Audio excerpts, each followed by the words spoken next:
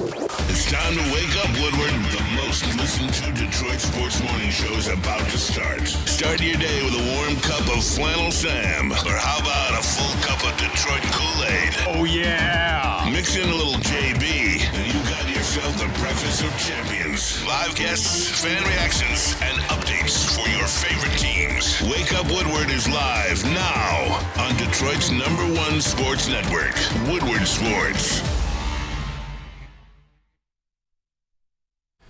What up, though, people? It's Wake Up Woodward. We appreciate you all for kicking off this day with the WUW Crew. It's your boy, Brandon Dan K, Detroit Kool-Aid, your credential Pistons reporter and writer for the network. We got Flannel Sam, the vet of this squad, the vet of this network, man. All sports lover, all sports knower. 2 days counting today.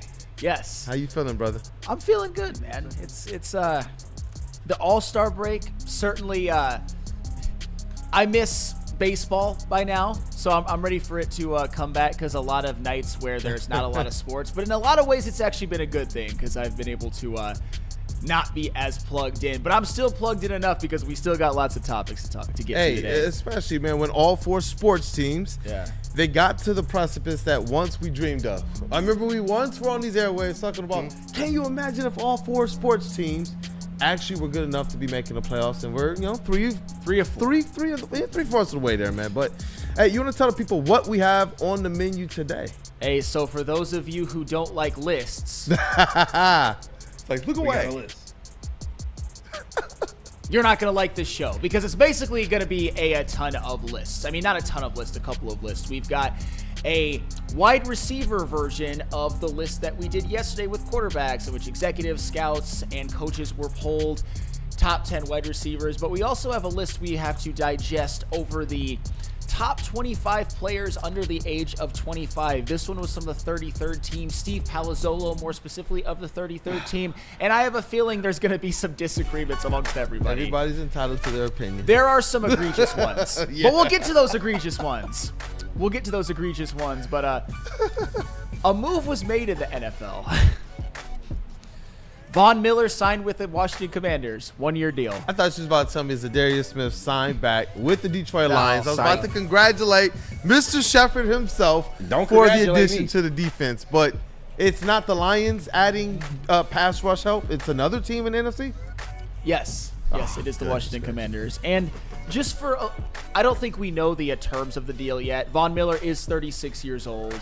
He's coming off of a good season by 35-year-old Von Miller standards, had 6 sacks in 13 games with the Bills. I'm sure if he gave the Commanders that kind of production this year, plus was available for the playoffs, they would take that any day of the week. That's probably why we're going to find out that his contract is relatively cheap, or maybe even cheaper than we even know. But with the Commanders, that's one of their glaring holes. They don't have a lot in terms of people who can get up after the quarterback. They lost Dante Fowler Jr. in the offseason. I believe he went to the Cowboys. And their returning leading sacker was Frankie Louvu as a linebacker. They also have Dorrance Armstrong. So the one thing with Von Miller, what makes him both, I think, tantalizing for the Commanders but also dangerous, is he might have to play a pretty big role for being a 36-year-old player, 36-year-old future Hall of Famer. Not trying to disrespect, with a lot of tread on the tires. I think it's a good move by them, but I don't think they've done enough throughout the totality of the offseason. I think their pass rush, I think, might be their weakness on their entire team. Goodness gracious. It's interesting to see that this is the move that they make. I like a lot of what the Commanders are doing, but I know that somebody I've heard this name from, KG, one of our ball knowers. How does this move the needle for you, man?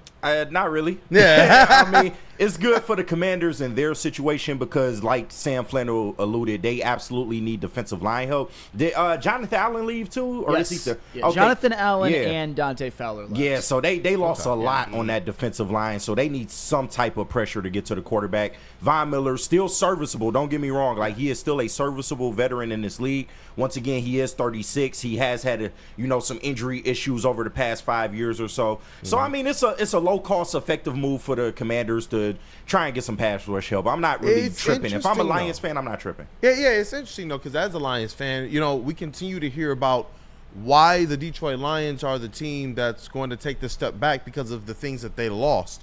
And they're so quick to put the Commanders above them, who they got their own losses of their own. And so I want to ask you guys, their pass rush or lack thereof, the Detroit Lions coordinators or lack thereof, which one do you guys believe is going to trip up this one of these NFC powerhouses more? Well, Lions are a powerhouse. Right. We got to see if the Commanders can do it again.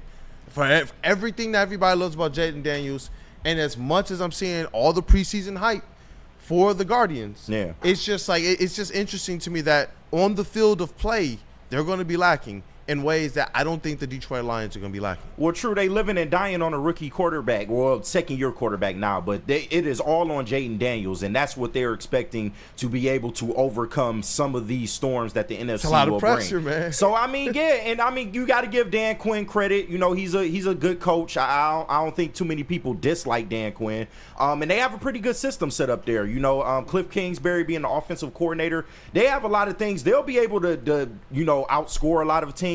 If they get into defensive battles, that's where you kind of worry about the Commanders. But overall, they'll be okay. But as a Lions fan, we have a little more experience in this lane. I think our coaches are a little more vetted, and we just have more talent, at least on the defensive side of the football. So, like I said, as a Lions fan, I'm not tripping. It's a okay move for the Commanders, but they are relying on a lot of older, kind of banged up options. See Deebo Samuel, the signing on offense that they made earlier this year too. So. Yeah, I meant the Commanders, not the Guardians, but yeah, that's how much I'm not tripping about this. Definitely. What up, though, Flannel? I mean, I'll just look at the totality of their offseason because I don't think it's quite as simple as, you know, Von Miller, pass rush. I think they've got ways in which they can make up for it, although I do think the pass rush is going to be a problem. What they've added is they did, I think, trade for Laramie Tunsil, which is big. That's going to help. That's going to help Jaden Daniels a lot. Deebo Samuel, kind of like Von Miller, is a little bit of a wild card. Deebo's not as long in the tooth as Von Miller, but Deebo Samuel is living a lot off of that 1 year in 2021. But they do have Terry McLaurin as a compliment. I could see it working.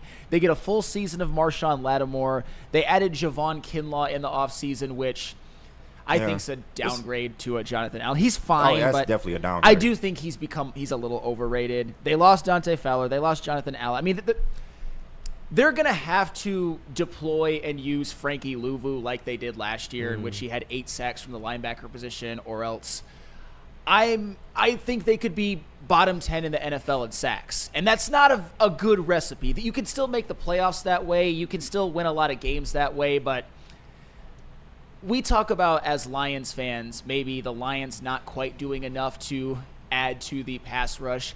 And I still think they could add someone else, for the record. At least the Lions have Aiden Hutchinson coming back. The Commanders lost their best pass rusher. And after that, in terms of a defensive lineman or an edge rusher, their best one is Dorrance Armstrong. Yep. A very fine second or third edge, not a 1. And Von Miller at this stage certainly isn't a 1. Maybe they could complement each other to some degree, but I'm only counting on Von Miller playing 11 to 13 games, right, probably 500 snaps at most. He's old. All-time great, but old. Will he or won't he have more quarterback knockouts than one of Mr. Uncle Bruce Irvin? Well, and I love the way you laughed there because you already know one Mr. Flannel Sam. Almost like Pete. Flannel called it. Flannel called it. I swear, dog. That game happened. Uncle Bruce Irvin shot out one of the most pivotal plays of that season from that defense, man. Rest in peace, Derek Carr. Derek Carr's never been the same. He's retired now. Yeah, right. That started with. Rest in peace, Derek Carr. Go ahead. And as Flannel would say, we do not wish injury on anybody.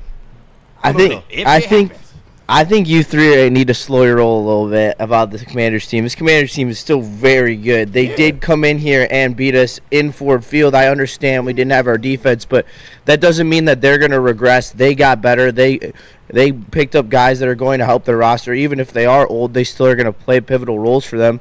And they have a better quarterback. I personally believe that Jaden Daniels is a bigger playmaker than Jared Goff. And when you have that in your pocket, it is always an avenue for you to win games. And I think that where I expect the Lions to be a better overall team. I think that the X factor of Jade Daniels is something that Lions fans need to just worry about, at least in the back of their head, that he could go off and he could have a game where he completely takes over and there's nothing that you could do about it. And I think that's in the cards. And I think that just disrespecting the Commanders, Von Miller won't play all these games, Deebo Samuel won't play all these games. You don't know that. It's the NFL. We didn't think our entire defense was going to get hurt last year, and they did. So it's the NFL. It's a game of whatever happens. You got to play through whatever you're playing through. And I think that the Commanders are going to be a tough test. I think the NFC in general is going to be tough this year all around, including the Rams, including the Eagles. I think that this is the toughest NFC we've seen in the last couple of years. I'm not going to disrespect the Commanders because I was high on them last year, but I will push back on the narrative of being scared or having a certain aspect of a healthy respect for their team. For Jaden Daniels, definitely. I believe that he is special. But I don't believe that their offense stacks up at all with the Detroit Lions offense. And that's just me. When I look at Jared Goff, would I put Jaden Daniels ahead of him with where things are trending? Definitely. But when I look at the Detroit Lions overall offense, you talk about a team that's not dealing with a supposedly or allegedly concussed Jared Goff. Any other day, you run that game back, I'm taking the Detroit Lions in their offense 10 out of 10. So much so that people were confident that they could have gotten it done even with the banged-up defense. That's the whole thing. Now, if they had the defense, I do wonder, how does Jaden Daniels look in that game? If he has Aiden Hutchinson on his tail.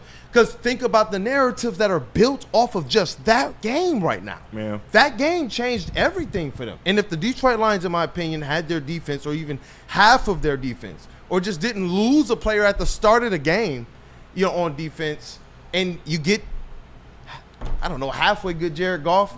I feel like we're talking about something different here right now. Sure, and we'll never know, unfortunately. Maybe there's a rematch come this year's playoffs. We shall see. Hopefully it's at Ford Field as well. But no. Look, the one thing I would definitely stamp that I do know is that the Detroit Lions offense is better than the Commanders offense, no matter how much better people can believe that Jaden Daniels is over Jared Goff. Well, yeah, there's pieces that they don't have. Like, they don't have as good of running backs. I mean, yeah, wide receivers, no. Tight ends. I mean, the Lions' offense is better. I understand that. Yeah, the Lions' offense is better. And Justin, for the record, I hope you didn't take what I was saying as disrespecting the Commanders. I've got plenty of respect for them. My only point is that when you look at what their pass rush can be, just their pass rush, I'm like, ooh, if I'm a Commanders fan, that's probably my biggest concern. But you never know. Maybe, like, when you talk about some of their young players, maybe Jershawn Newton takes a step up. Mikey Sanders still has a lot to build upon. I know it's a different position, but still. Marshawn Lattimore is going to be there the whole year.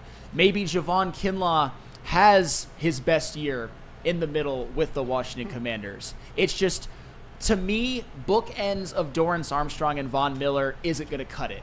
They got a lot of strengths everywhere else. I love their linebackers. Bobby Wagner, even though he's long in the tooth, is still great. Frankie Louvu was an absolute demon. They still shout out Jeff Ifredi and Lucas Klotz. I told you all about Frankie Louvu, but that's another story for Jeremy Chin. No, they caused trouble in the play. I believe they do. Yeah, I believe they do. They lost Dante Fowler though, which is a big loss for them. That's the biggest loss on their team. But I mean, the Lions have losses. I mean, we lost Ragnow, and that's still a question mark that we're gonna have to answer. Like I'm honestly, I wouldn't say worried. But I think there's a partial piece of me that's a little concerned about what elite defensive tackles will be able to do against this offensive line, because when Graham Glasnow did replace Ragnow for those few games, he was ranked 24th in pass block rate, and I just don't know allegedly he was injured, but allegedly, that's fair.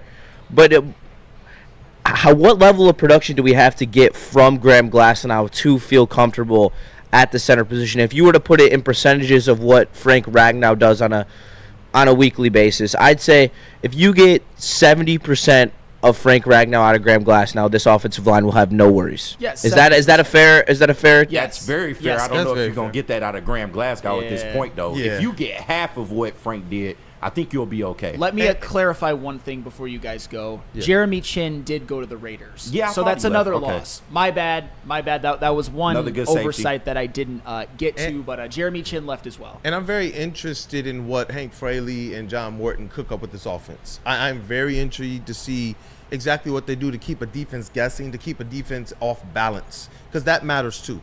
I think that there's something that the coaching and that the strategy can do to put these players in a little bit better position than maybe what their talent will have them at, especially with some of our players that are a little bit more long in the tooth, but we know that they got the experience. That's something that I am very intrigued with, because Justin brought up some great points. You know, it's not – I don't just act as if the losses that the Lions have aren't nothing.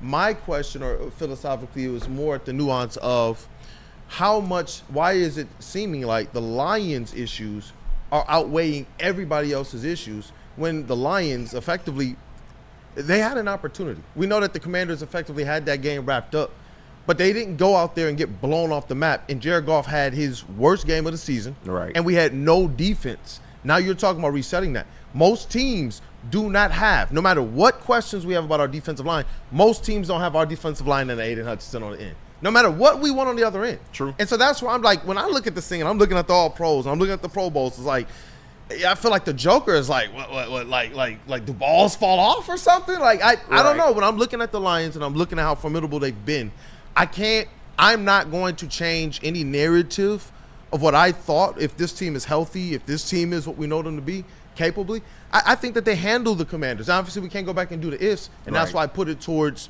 right now. I do believe when you look at the Commanders, good story, good upstart team. I'm not looking for them to fall off, but I do expect the Detroit Lions to be a class above the Commanders. I would probably say so.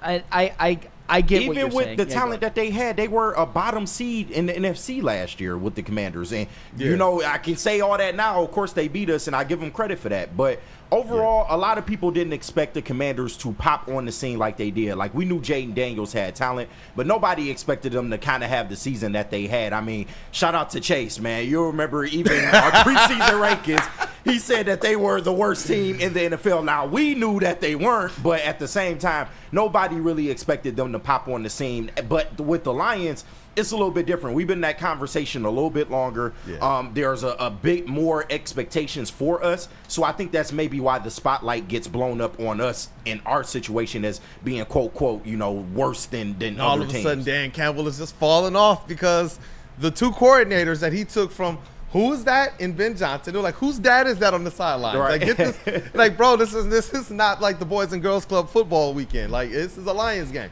To Aaron Glenn, for several seasons, people said, fire him. He ain't doing his job. He ain't it. So now all of a sudden they cheering this man at LCA, one of our highest rated shorts of all time at Woodward Sports. Imagine that. Yeah. So all of a sudden, this guy who made all these tweaks and such, it's just like, oh no, those two coordinators though. Oh, it's like I'm not shaking in my boots at that. And that's why I do believe the Lions have an opportunity, despite what the schedule looks like, to surprise a lot of people this year. A lot of people are expecting them to be, well, they'll be good, but they might win like 10 games. And it's just like, oh, goodness gracious. I don't know. I'm still really, really stoked about this Detroit Lions team, and I do believe it's just the injury bug. Oh, Matthew Kruger, Flannel, Sam, Kool-Aid, and KG. How many players can get hurt this season and us not bring up the injury bug at the end of the season if we don't win the Super Bowl? At the very least, just nothing historic. Yeah. That was historic last year. Yeah, no, I haven't seen an injury report quite like what the fuck we had last year, ever. Like, I think we had a Packers guy on Ermanni and Edwards at the time, and he said that the most they had was 17 in the season. Like, we had 23. Like, that's a lot. And the antithesis, leading up to the Super Bowl, during the Super Bowl, and after the Super Bowl, what do we hear? Oh, the healthiest team won. Yeah. Philadelphia. So it's just like 21 out of 22. At least for this past season, we saw it make a huge difference. Health. No, it does make a huge difference. Before we move on to our wide receiver talk, I have to read the most Wheezy D313 comment I've ever seen in my entire life. Never change, my friend. See how Laramie Tunsil will have no hiccups, but we have a Graham problem. If that isn't Wheezy to a T. It is. Like, my wife does not love me as much as Wheezy D313 loves mid players. It's actually spectacular. Damn. like Laramie Tunzel, Graham Glasgow should get the exact same cachet as a all-pro caliber tackle, may go into the Hall of Fame someday. But that's the thing. Big Dav and Pascal are his godsons, and Zadarius Smith is a bum. Never change, my friend. Never change. Hey, Davenport playing Killian 10 plus. Hayes is somebody who, man, if he would have just got that right situation, he would be a star. Kevin Durant, bum. Devin Booker, bum.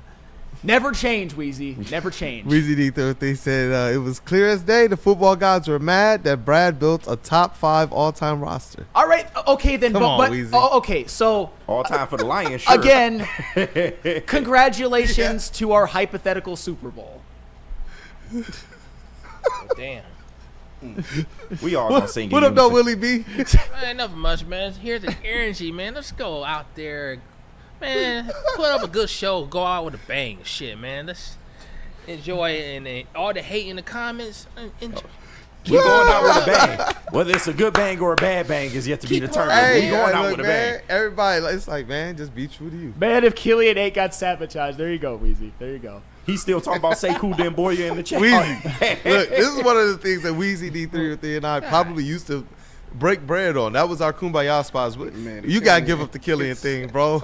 You gotta give up the Killian He thing. is not It's letting been it dead. It's been dead. I was saying this I was actually talking with him in the chat yesterday, and I think this is the best point that I've ever made about anything, if I do say so myself. If you want to believe that Killian Hayes got a bit of a raw deal and that I'll just say he got a bit of a raw deal and wasn't in the best situation, I'll give you that. I'll grant you that. But you have zero, and I mean zero, less than zero, whatever is below the ground, whatever's below the Negative. subway tunnel, zero leg to stand on when it comes to victory lapping. And you him. say he's below Where's he sea at in the level. NBA now? Where's his other second stint stardom? Orlando Magic he Doesn't never- exist. No, he's waiting for his third stem, okay? Exactly. He's Right. done. Don't play him on the second stem. Both things can He got be true. 2 stints. Flannel. He did. No. You can at least say that for him. Flannel. Man, damn it, Wheezy got me today. Y'all fall for it every time, man. Let's say what I'm done to Planet Fitness. Put your man. Alec Baum pom-poms on. Man, Do whatever- it, Wheezy. Whenever he gets to talking that Jaden Ivey shit with me, I just run right past it. That's just You my- mean that's just my little Jaden slow Wade? friend over there? It's just my slow Jaden friend. Wade or Dwayne Ivey? Which Oh, one? he played for the Nets now. He did play a season in the Nets. Anywho. Killing Hayes. Oh, snap. Oh boy, here, let's actually read this super chat. Yeah, real quick. yeah. Caping for Davenport is some of the dumbest things I've ever heard. Weezy must like getting kicked in the gonads because that's crazy as. Shout out Hey, yo. nobody for the And- $5 super chat. And for the record, I don't want to do that to Davenport right now because I'm- because the Lions do need him to be like if you tell me right now that Marcus Davenport has another season where he misses 14 or 15 games, which has happened recently, by the way, so that's not crazy to think about, I might say, ooh, the Lions' Super Bowl chances are maybe hurt by just a little bit. The Lions do need him, but at not the end of the happening, day, Sam. you can't ignore the recent track record, even other seasons in which he underperformed. Marcus Davenport he is one of the biggest enigmas in the entire NFL. Arguably the biggest that I can think of. He's got the talent, but he's also had some really weird, like a half-sack season in 15 games with the Vikings, I believe, in 2022. The last 2 seasons, he's played 6 out of a possible 34 games. He's an enigma. We've seen it before, but he's an absolute enigma. That's why he's on he's on a Peanuts contract. I think the ball boy makes more than Marcus Davenport. Hold on, dog. This. Kruger, dog. Yeah, he another one. I might hate. Although I like Weezy. I like I Weezy. might Matt hate be, Cade Cunningham. Oh, damn. But I don't hate Cade Cunningham as much as I hate Reggie Jackson. Well, that's okay. That's a Yeah, deep hate, dog. yeah. So Come you just on, hate dog. black people is what you saying, bro. Yeah,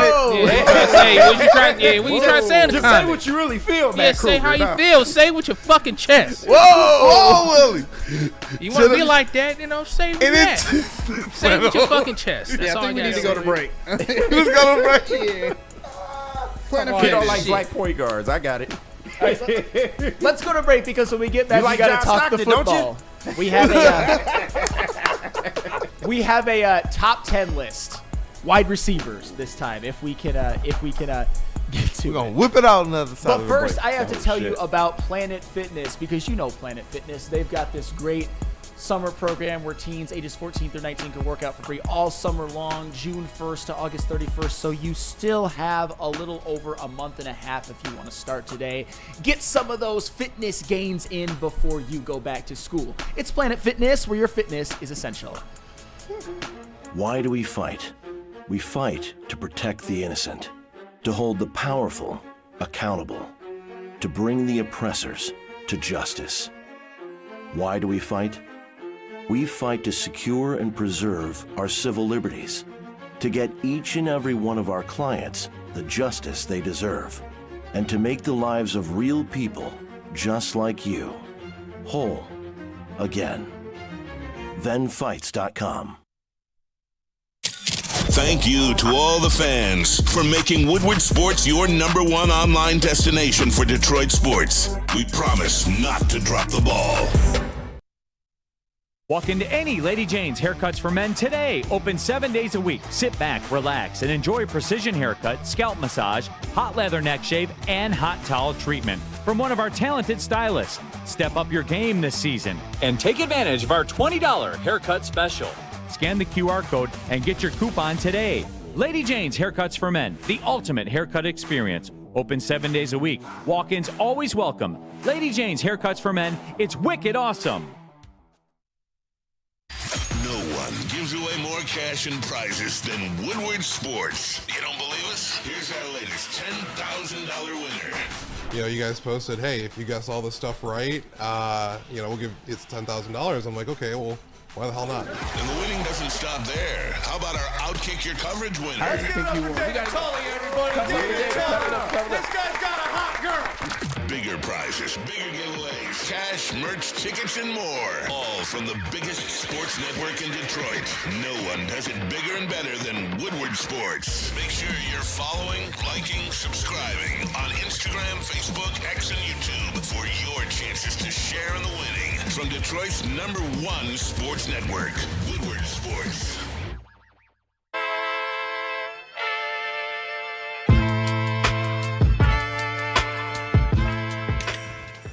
Hey, Tony, what's up, bro? Same circus, different clowns. For sure. You want the usual, the big zip? You know me too well. Throw a little something extra in there for your ma. Oh, Hope man. she's doing all right. Ay, guy, sei un santo. You're a saint. All right, buddy, we'll see you next time, okay? Grazie. Guys, let's be honest. We like simple stuff, like gimmies on the golf course. We like uncomplicated, like Lady Jane's Haircuts for Men. Walk in, sign in, and before you know it, you're handsome and clean. Lady Jane's open 10 to 8, 7 days a week. Walk in anytime. It's wicked awesome. And we are back. It is Wake Up Woodward, and we got a TLB word to our brother Matthew Bro. Do you want to tell the people what that is, KG? Me.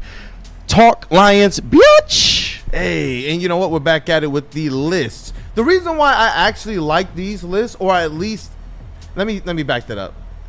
The reason why I value these lists, because there are things that I actually dislike about some of these things, is because this is straight from NFL coaches and executives, front office personnel that are giving these rankings. It's a little bit different than even a beat reporter or a beat writer who is still plugged into the teams and plugged into the matters of things. This one's different. This is how the league is viewing you, and it was interesting to go through some of these other ones.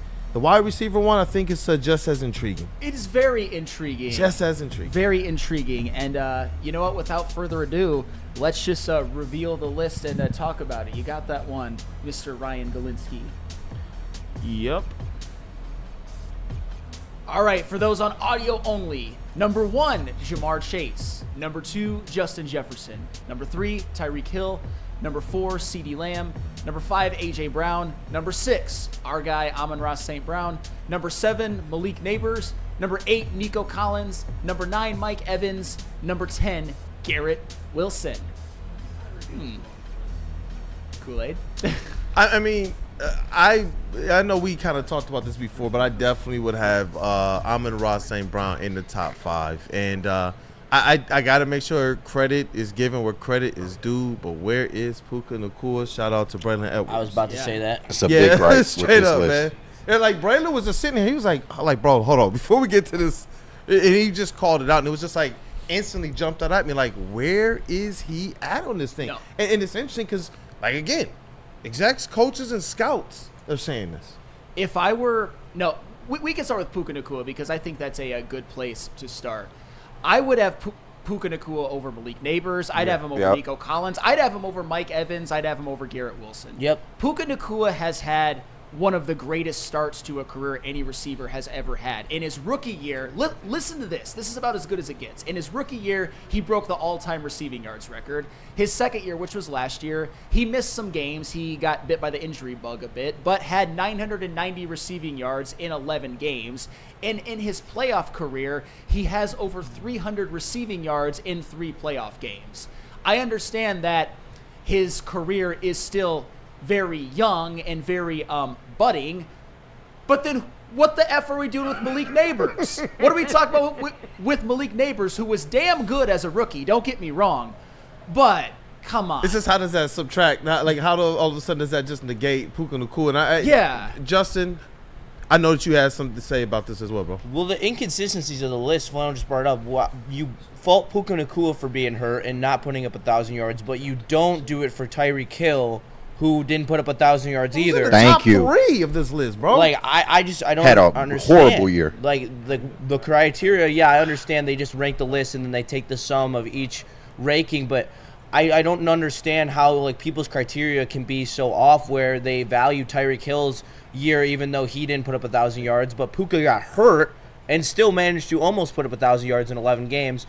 I think that the Puka disrespect is utterly ridiculous on this list. Facts. I think Puka Nacua and Amon-Ra St. Brown are neck and neck. Yes. Personally. He should be right behind Amon-Ra St. Brown. Right behind Amon-Ra St. Brown, and I'm cool with it. If agree you with tell that. me right now that Puka's 7 and then one of the bottom 4 is off the list, that's what I would do. And I'd probably take off. It's tough because I'm higher on Garrett Wilson than most, because his first couple of years he didn't have a lot to work with as far as quarterback play, and he still had over 1,000 yards. You're every not year taking he's off played. Mike Evans, are you? But Garrett Wilson, the problem is I thought last year for him was a little overwhelming, because say what you want about Aaron Rodgers and the season he had, he still put up numbers. And I thought Garrett Wilson, that was his year to really break out. He still had a good year. I think he set his career high in receptions and receiving yards, but I don't think he even made it to 1,150 yet. So I'd probably put Garrett Wilson off this list. I see, shout out to Easy from the Heavyweights in the chat. He says, Malik Neighbors is greater than Nacua for me. Sorry. He says, Puka's still great, though. Yeah, and I saw your list, Easy, and I'm sure you're going to – I don't know if you talked about it last night or if you're going to talk about it tonight. They talked about it last night. They talked about it last night. I mean, Malik Neighbors, he's fantastic. Don't get me wrong. But is this a projections list, or is this what it is right now? Because if it is what it is right now, you can't really make a case for Malik Neighbors to be at least 7. I mean, I could see you sneaking him in the list, like, yeah, 10, 9 or something like that. If we're talking about going into this year, I'd probably take Malik Neighbors over Mike Evans and Garrett Wilson. But if we're talking about just off a 1-year sample size and off a career, you can't put guys like Mike Evans behind him. And you could say the same thing about Nico Collins, honestly. He's had 2 really impressive years, but they've both been inconsistent. I think there's a lot of movement that could definitely be argued on this list. Another one that I do love, though, on this list is the fact that Jamar Chase is above Justin Jefferson. Absolutely. I am a disagree firm with that. believer that Jamar Chase is better than Justin Jefferson. I think he is a more all-around receiver than Justin Jefferson. He is better with the ball in his hands. In my opinion, they have very similar hands. Their contested catch rates are very similar. I think Justin Jefferson is a little better at the contested catch rate, but you still see Jamar Chase making those plays, but you don't see Justin Jefferson making those elite run plays where he catches the ball, sheds 2 tackles, then runs to the outside, and then jukes another guy and runs to the end zone for a 6-yard touchdown. You're not getting that out of Justin Jefferson, but you're getting all that contested catch valuability out of Jamar Chase. So I think that's why I believe Jamar Chase is better than Justin Jefferson. I'd have Chase at 2. And everything you said about Chase after the catch is 100% fair. And you saw the season that he had last year. Jamar Chase was objectively the best receiver in the NFL last year. My thing, though, with Justin Jefferson is that, to me, he's one of the best receivers I've ever seen with my own two eyes. Plus, you want to talk about starts to a career. In terms of players who have like a significant sample size, Justin Jefferson's been in the NFL for 5 years. He is the all-time leader in receiving yards per game. All time. Higher than guys like Randy Moss, Calvin Johnson, Jerry Rice, whoever you want to say, Justin Jefferson has him beat. And this, to me, is one of the craziest stats about Justin Jefferson. In his first 5 seasons, 4 of them, he's gone for at least 1,400 yards. And if you want a little bit of a measuring stick, Mike Evans, Mr. 1,000-yard season himself, has only done it once. Justin Jefferson's sustained dominance from day one as to now is the likes of which, I'm not saying we've never seen it, because guys like Randy Moss, of course, and even guys like Julio Jones, Odell Beckham did it for a few years. Certainly Jerry Rice, once he got going, he was the best ever. But what Justin Jefferson has done to start his career is all-time special. It'd be nice to see it in big games. I'm saying, All right, there you go. Neil Bot. Hold on. I'm looking at the chat right now. Never just question what you hear. I don't know what came over me. Mark in the chat says, Chase is number 1 to me at the moment. What up, though, with Detroit? Gunny says Justin Jefferson shrank when he was needed the most last season against the Lions in that final game. That wasn't all his fault. No, it wasn't. Some of that was Amik Robertson's fault, too. Jonathan Laura says, LOL, but he gets clapped by Amik. Hey, shout out. Okay, that was one game. And how many times has Justin Jefferson clapped all over the Lions? In the regular season. It's happened a lot. So Justin Jefferson, take him off the list, right? Take him off the list. Nobody said that. Take him off the list. Wasn't he saying making his own narrative? Nobody said that. My goodness. I just think Chase is better. That's all. Okay, fine. They won 14 games last year, and none of those were big, according to some people. None of those were big the year that they won the division. Biggest one. He ain't sure. AD does believe it matters that Justin Jefferson doesn't have consistency at the QB spot either. Just saying. I do believe Chase is better, but that does matter. It's like you could throw anybody back there at quarterback, and Justin Jefferson is still going to be Justin Jefferson, and without question. And sometimes it makes me wonder, who is he if you do go and you get him that guy, and they can develop chemistry over time. Like I'm sitting here like thinking about the fact that he's like our guy, Jared Goff, is able to develop chemistry with Amon-Ra St. Brown, able to develop chemistry from the starts of their careers with players like, who I believe is going to make a great case to be on this list at some point in time in his career, Jamison Williams. But with the Justin Jefferson, it's been a revolving door the last 3-4 years. It has, and he's continued to produce no matter what. Is there any other things on this list that stick out to you? Because what, I'll just go. I'm going to do something that a lot of people aren't going to do. Okay. I'm going to defend Tyreek Hill at his spot. Oh, come on. I know. He was awful last year, and he wasn't good. Well, how can you gripe about Puka Nacua but then defend Tyreek Hill? Because Tyreek Hill has a sample size, Justin. Power stat for you guys. Power stat. Despite his tough year last year, which undoubtedly it was, in the last 3 seasons, if you talk about receiving yards for the last 3 seasons combined, Tyreek Hill is still number 1. And do you want to know why? Because in 2023 and 2022, both of those seasons, he had over 1,700 yards. He had one down year. He gets the grace of that. And also because we know what he did in Kansas City. He had almost a 1,500-yard year in Kansas City a while back. He's had great playoff moments. He's a 4-time first-team All-Pro as a receiver, and I think he made it as a returner in 2016.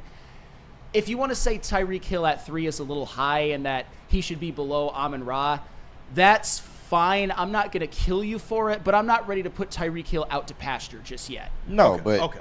Over CeeDee Lamb, A.J. Brown, or Amon-Ra, I feel it's criminal after the year. I don't think it's criminal. I think it's arguable. I know you was bringing up the past, but this is just going strictly for this year and what we saw last year. He absolutely should not be 3. I'm sorry. But technically, he outdistanced CeeDee Lamb and A.J. Brown because both of them had bad seasons last season. So I think technically he should be above CeeDee and A.J. I mean, I wouldn't say CeeDee Lamb and A.J. Brown had bad seasons last year. If you want to talk about their statistical output was a little bit less than the year before, that's fair. But I don't know. CeeDee's another one. When you look at just his last 3 years and what he's done since he's entered the league, he's, I believe, third in the NFL in receiving yards the last 2 years. I believe it goes Tyreek Hill, Justin Jefferson, CeeDee Lamb. I'm good with that. A.J. Brown is fourth, by the way. And A.J. Brown, one thing that puts him higher for me and where I think it's okay with him being over Amon-Ra, although it's arguable, is that 2022 and 2023 he had over 1,400 yards both years. I believe close to 1,500 both years. And in both Super Bowls, he's performed and caught a touchdown pass. And I get it that playing on a good team helps you get to those heights. Like, I'm not going to penalize a guy like Malik Neighbors or Garrett Wilson for not having playoff success, but once you get there, you know, you got to perform like a star, and A.J. Brown has certainly did that in both Super Bowls. My at least when it came to catching touchdowns. I touchdowns. don't think they had a bad season at all. They just didn't have, like, massive performances. I understand. Where do you guys believe Amon-Ra should be? Top 5, or do you believe he's appropriately ranked? Because when I look at what he's continued to do, and you, especially when you take what have you done for me lately, it seems like those goalposts move. If it's the Commanders, then all of a sudden it matters. But if it's Amon-Ra St. Brown, who was second in receptions, fifth in yards, third in touchdowns, all of a sudden that doesn't matter.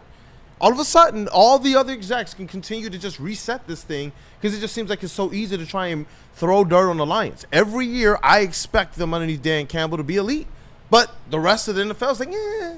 Every year, I expect Amon-Ra and Jared Goff, no matter what people do. Every year, the rankings at the beginning of the season is Jared Goff out of the top 5. Every year at the end of the season is Jared Goff's stats in the top 5, though. So it's like, I don't know, man. When I look at what a guy like Amon-Ra is doing, we can jump through whatever hoop to try and put some of these players above him.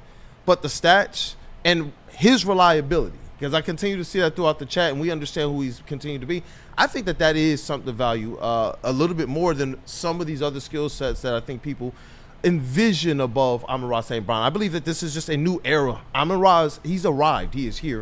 And I think that sometimes when it challenges the previous narrative, I think it creates these uncomfortable conversations for people. What I think about Amon-Ra St. Brown is that you could argue him at 3, but you could also argue that he's appropriate at 6. Yeah. I don't think that it's malfeasance or Lions hate that he's 6. I think that if he were below like Malik Neighbors, for example, I'd be raising hell. Or I mean, raising hell as much as I possibly can. I mean, you know how I can do. But like 6, yeah. AJ, like the guys ahead of him, man, you're talking about Hall of Fame, Hall of Fame, Hall of Fame, Hall of Fame, Hall of Fame, and then Amon-Ra St. Brown, Hall of Fame. Whoa, all right. Slow your roll on A.J. Brown, man. Are you serious? A.J. Brown is Super going. Bowl- A.J. the Brown Super is Bowls going to the might Hall help of him get Fame there. the second he retires. First ballot. The Super Bowls might help him get there. I do agree First with ballot. Flannel on that. First ballot. You're calling for first ballot 4 years into his career? He's played longer than 4 years, dude. He played with the Titans. Yeah, he did. And he was good there, too. He was.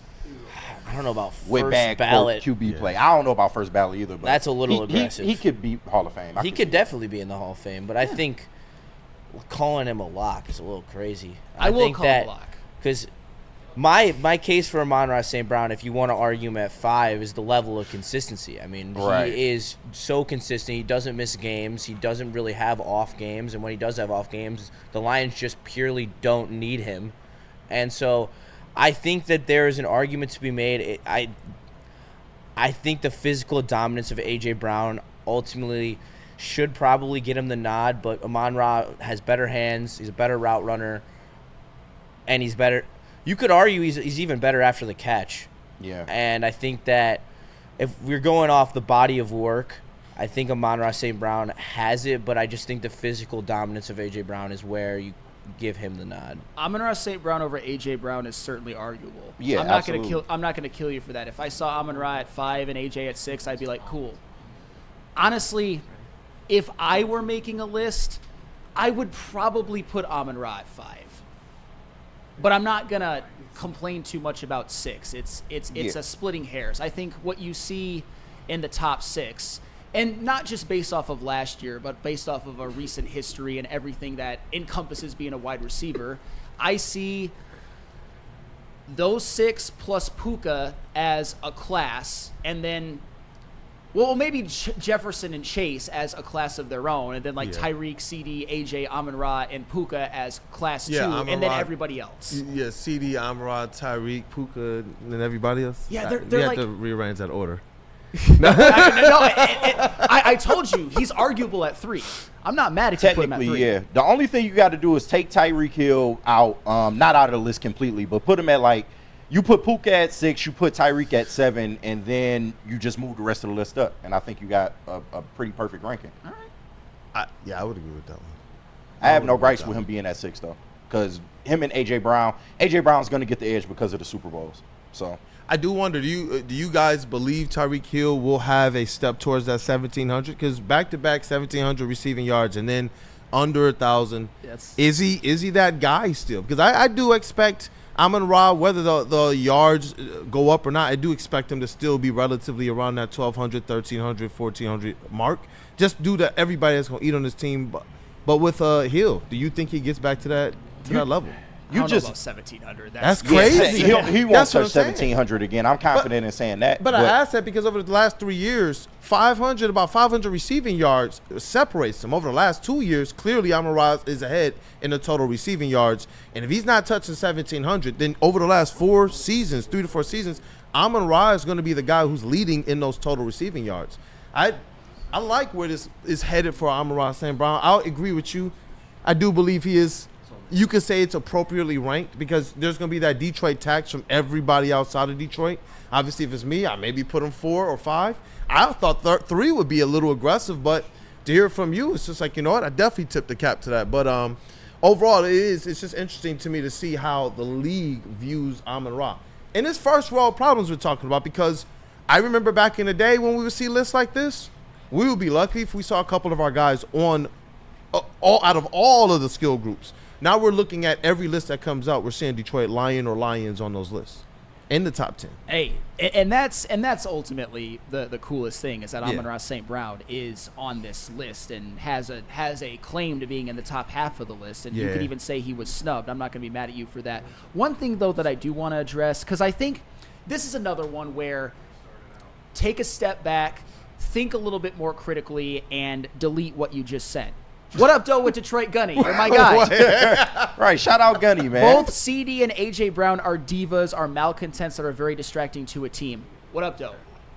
AJ Brown came to the Eagles in 2022. What have they done since? One, he's been a huge help for Jalen Hurts and has augmented his development to where in Jalen Hurts' first year, he went from being somebody who was a question mark to being second in MVP. And in the first year they got to a Super Bowl and the offense scored 35 points. Last year they won the Super Bowl. So I don't want to hear that ish about A.J. Brown being a malcontent. If you want to say he was pouting on the sidelines sometimes, so fucking what? This is a results-oriented business. A.J. Brown really hurt the team while confetti was going above them. Would they have won the NFC Championship by 45 instead of 32 if A.J. Brown wasn't there? Would they have won the Super Bowl by 30 instead of ultimately, I think, 17 if A.J. Brown wasn't there? Stop it. Maybe. And we've never heard anything about CD Lamb being a malcontent. Get to going. There's never been anything about CD Lamb being a malcontent. It's just if he's not Amon-Ra St. Brown, a lot of Lions fans think, oh, they're all divas. We got the only special one. Well, no, hold on. No, but Amon-Ra is a diva, and I absolutely love it. He is. It's just before we didn't have that guy. I'm going to be straight up. He's the most humble guy of all time, just like every other Lion, right? That's why you don't hear me saying anything about diva receivers, because I know we got one. Our guy he's cooler with it. He has a little bit more aura, a little bit more classy aura with how he does it. Yeah, he was in a suit when he trolled the Bears fans at the draft.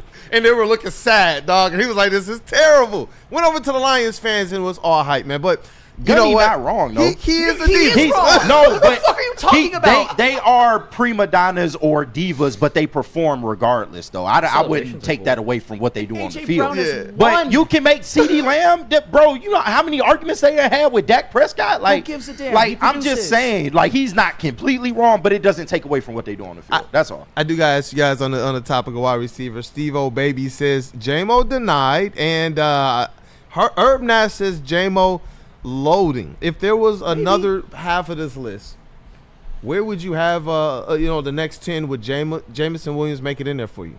as it relates to 2025? Man, I wish I could. I wish I would have had time to really think about it. I can't say just yet. Oof. I fear I'll say something and then I'll remember, oh crap, that guy. Yeah. You know how that goes. I think it's one of those things where he's at that place in his career where it's appropriate to say, you know what, I might have to think about it. Let me go, because you say this last year, heck no. That's just a hopium if you're sitting here saying that. Going into this season after the steps he took, I do believe if there was a next 10, this guy would definitely, if not be on there, he'd be one of those honorable mentions. You say J-Mo top 20? Yeah. Is pretty much what you're saying? Yeah. Top 20. Yeah. He Hands was in down. the top 20.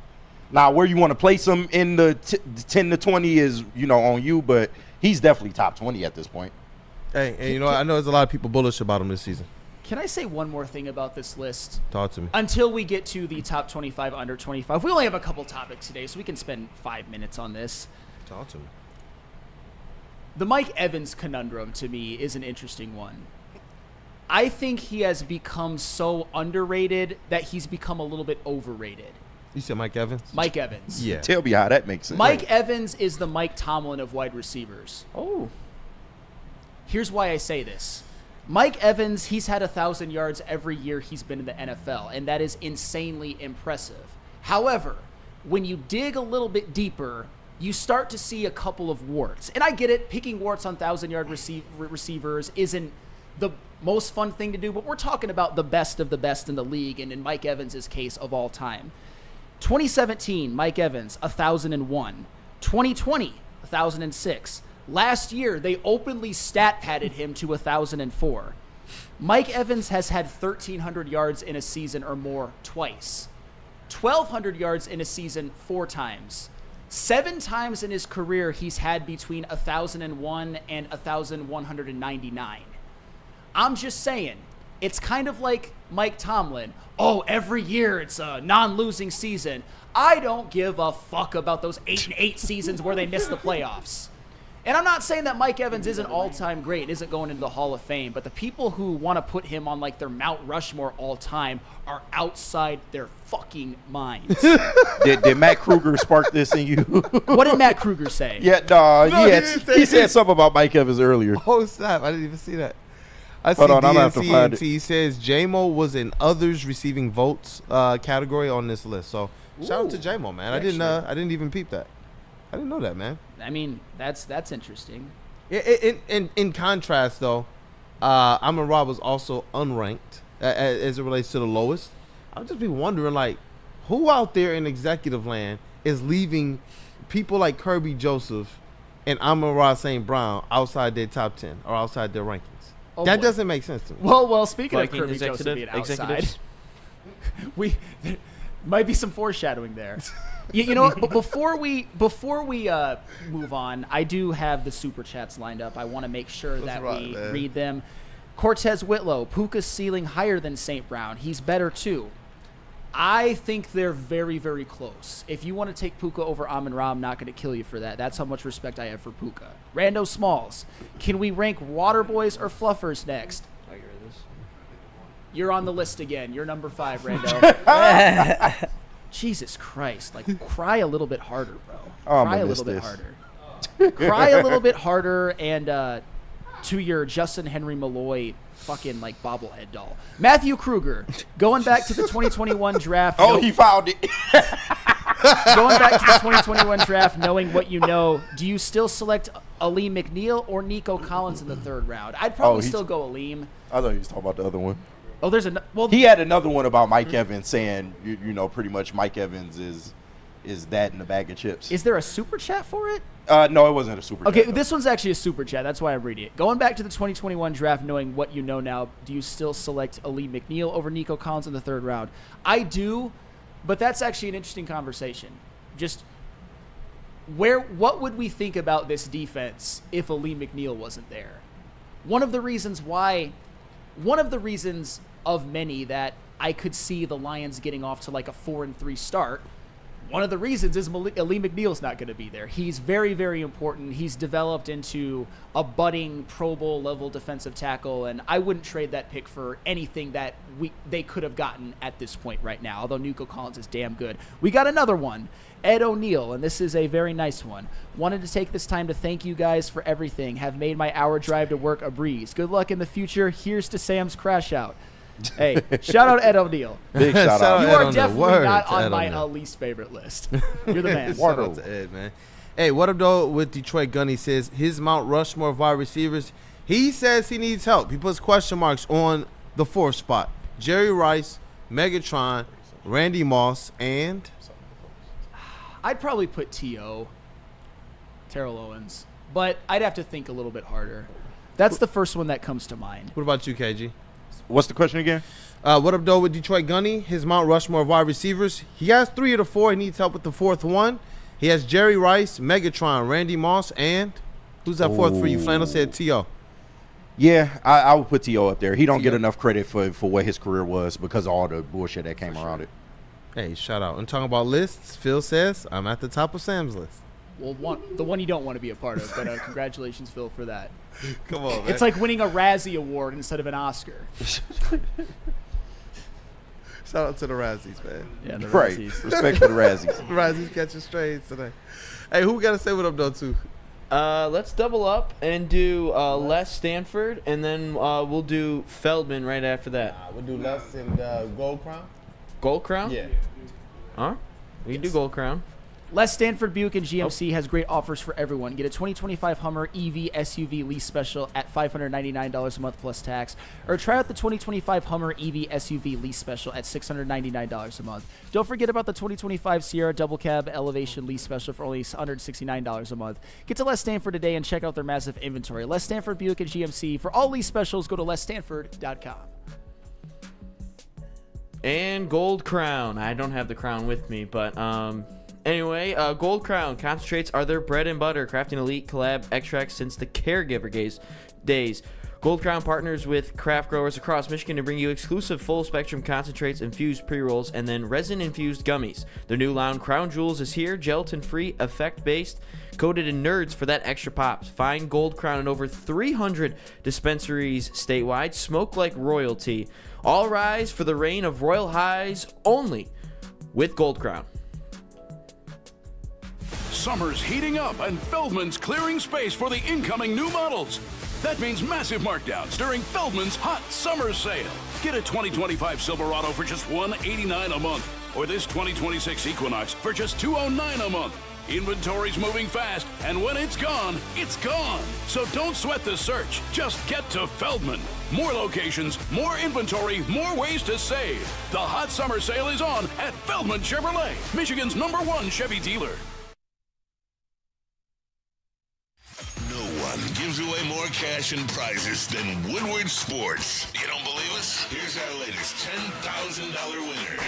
You know, you guys posted, hey, if you guess all this stuff right, you know, we'll give it's $10,000. I'm like, okay, well, why the hell not? And the winning doesn't stop there. How about our Outkick Your Coverage winner? Let's give it up for David Tully, everybody. David Tully. This guy's got a hot girl. Bigger prizes, bigger giveaways, cash, merch, tickets, and more. All from the biggest sports network in Detroit. No one does it bigger and better than Woodward Sports. Make sure you're following, liking, subscribing on Instagram, Facebook, X, and YouTube for your chances to share in the winning. From Detroit's #1 sports network, Woodward Sports. How do people feel about getting a Planet Fitness membership for $15 a month?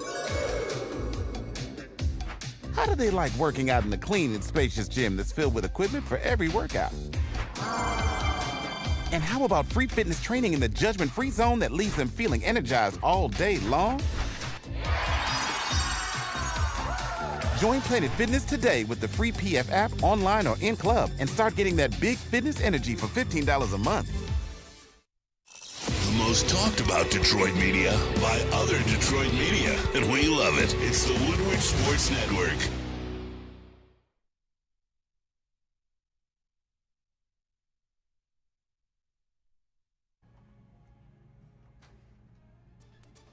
All right. Feldman Chevrolet is Michigan's #1 Chevy dealer with 5 locations in Highland, New Hudson, Novi, Livonia, and Lansing. This month's special includes 2025 Silverado 1500 Crew.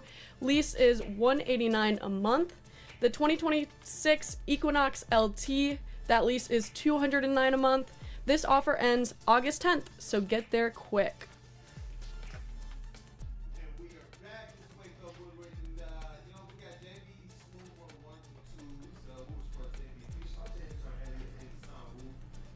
But I think that means now we could probably go ahead and satisfy that like button too. Oh, can we? Because we got JB's There's a woman in the room. We got KG over here. I wonder. We can Nah. satisfy it. All right. Okay. Why not, man? Let's go ahead and hit that music. I can't hear it though, but we'll try and make it do what it do. Hey, there it is, man. Hey, it's one of the last days of the WUW Crew, y'all. So just go ahead and gather in and just all gang bang that like button, man. Just get after it, man. We just need all of y'all. We need all of y'all to hit that button at the same time. Why not? Let's all do it together. There's a lady in the room.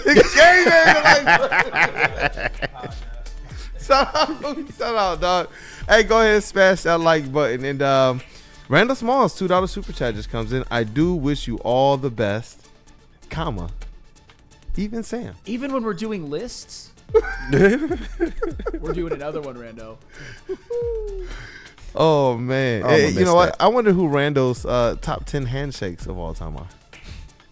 You did shake his hand one time. You did. I sure did. And now Sam wants to take it back. He wish he never did it. I'm debating. And I wish I never did Detroit it. Hitter says Steve Smith or Larry Fitzgerald should be what up though with Detroit Gunnies 4th on that Mount Rushmore. See, I think you can argue Larry Fitzgerald, but not Steve Smith. Fitz was tough, man. Steve Smith is great, but Larry Fitzgerald's arguable to me. Absolutely is. I feel like he's really underrated in the grand scheme of some of these conversations, but Also performs in the playoffs. Had some iconic playoff moments. They should have won that games. Super Bowl. Although I do love that the Steelers winning that, they should have won that Super Bowl. They did. hey, and you had one earlier, another Mount Rushmore. Did I? What was that one he read off to us during the break? Oh, that one. Ryan said it was the From, Steve-O it was the Baby. Mount Rushmore of Mount Rushmore Aura. Aura. It was here I found it. Dope. And it's 5 people. You have 5 on them, Steve-O Baby. Herman Moore, Chad Ochocinco, Tim Brown, Michael Irvin, Odell Beckham Jr. It's a hell of a list. It was funny when he said it because during the break, Flannel said Odell like 3 times in a row. Odell. If you were to maybe isolate all of their best years, you could get a Mount Rushmore out. No, not even that. Great players. But Odell Beckham, and I was the biggest fan of his when he was in his prime with the Giants. He's not even going to the Hall of Fame. Yeah. Like, his career, body betrayed him at a young age. It's unfortunate, but such is life in the NFL, unfortunately, sometimes. And I see you, Big Con 51.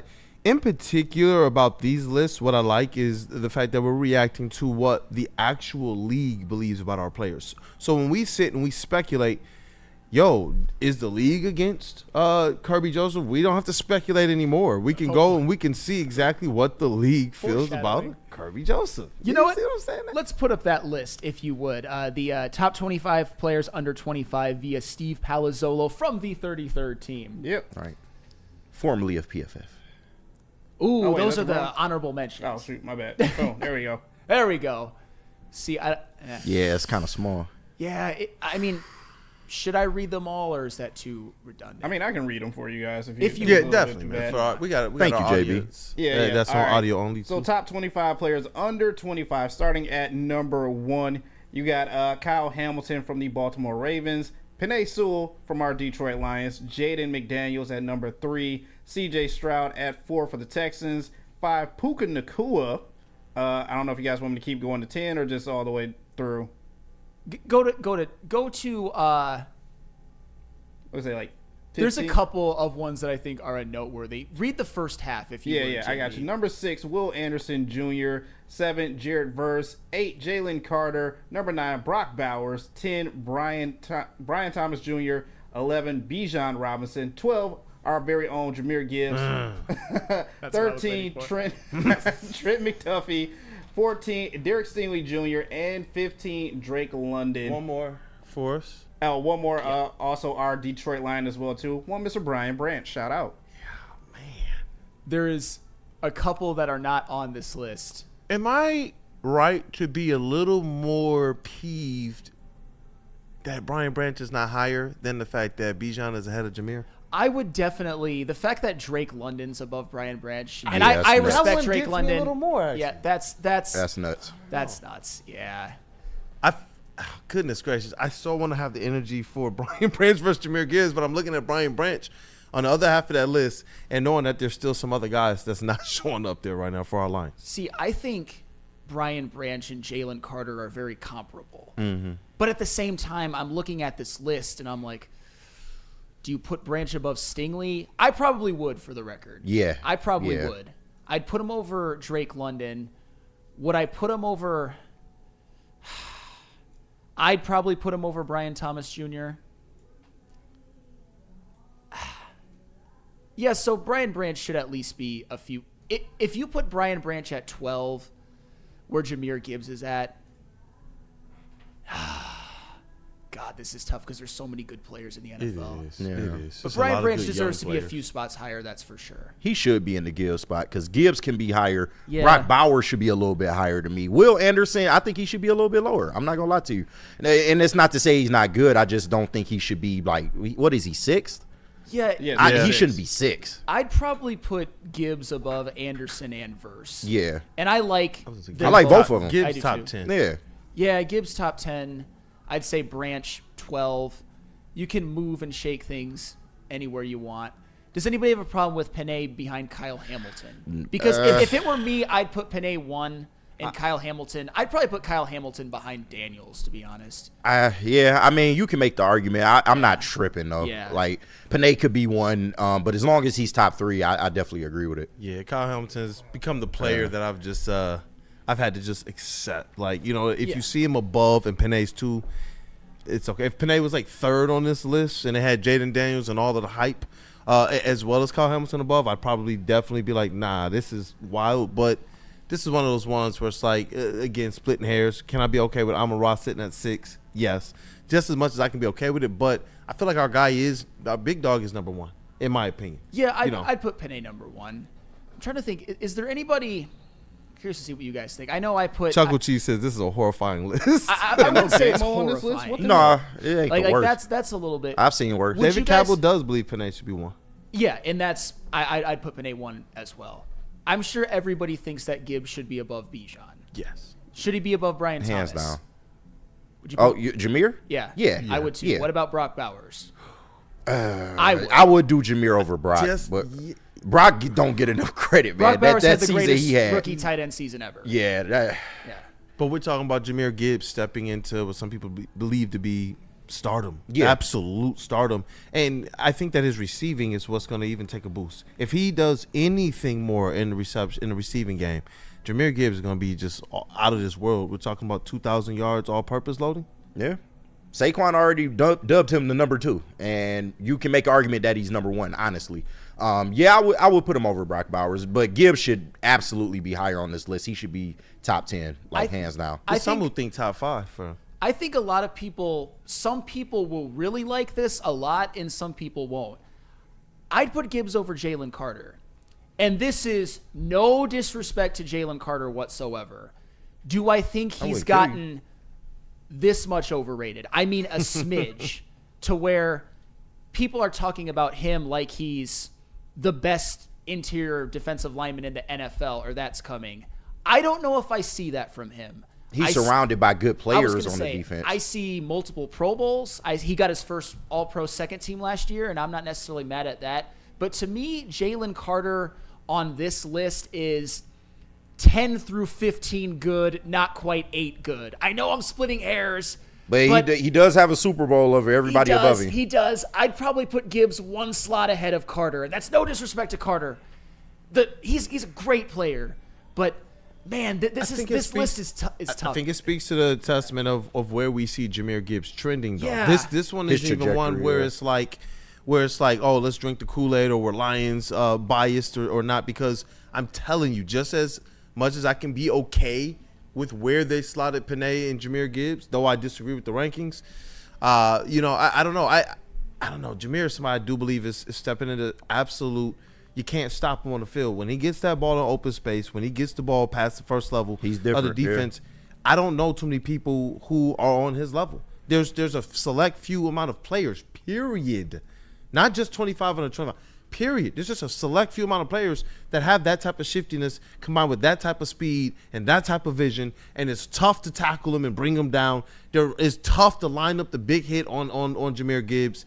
And now you're talking about a guy who's also producing. Not just a guy who's doing this in limited opportunities, but a guy who's going out there and doing this to the tune of one of your top backs in all of the NFL, not just under the top 25. So this is one where I'm like, man, I wondered to the people who say that they would have Jahmyr Gibbs in their top 5.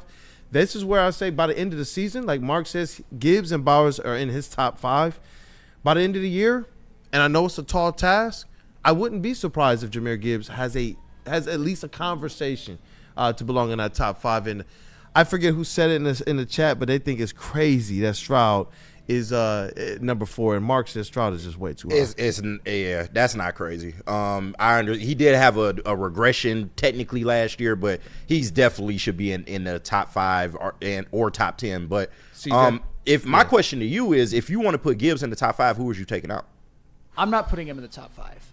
No, I'm talking to Kool-Aid. I think that by the end of the year, it's going to be a conversation. Okay. In terms of making the room that much more uncomfortable. Yeah. We sit here, and when we hear people talk about Jahmyr Gibbs just in a vacuum, you hear the stats and you hear what they're talking about. It's the same thing we talk about with Amon-Ra, and the same thing we talk about with Jared Goff. By the end of the season, though, where are their stats? Right. We can compare these graphics at the beginning and compare where they actually land at the end.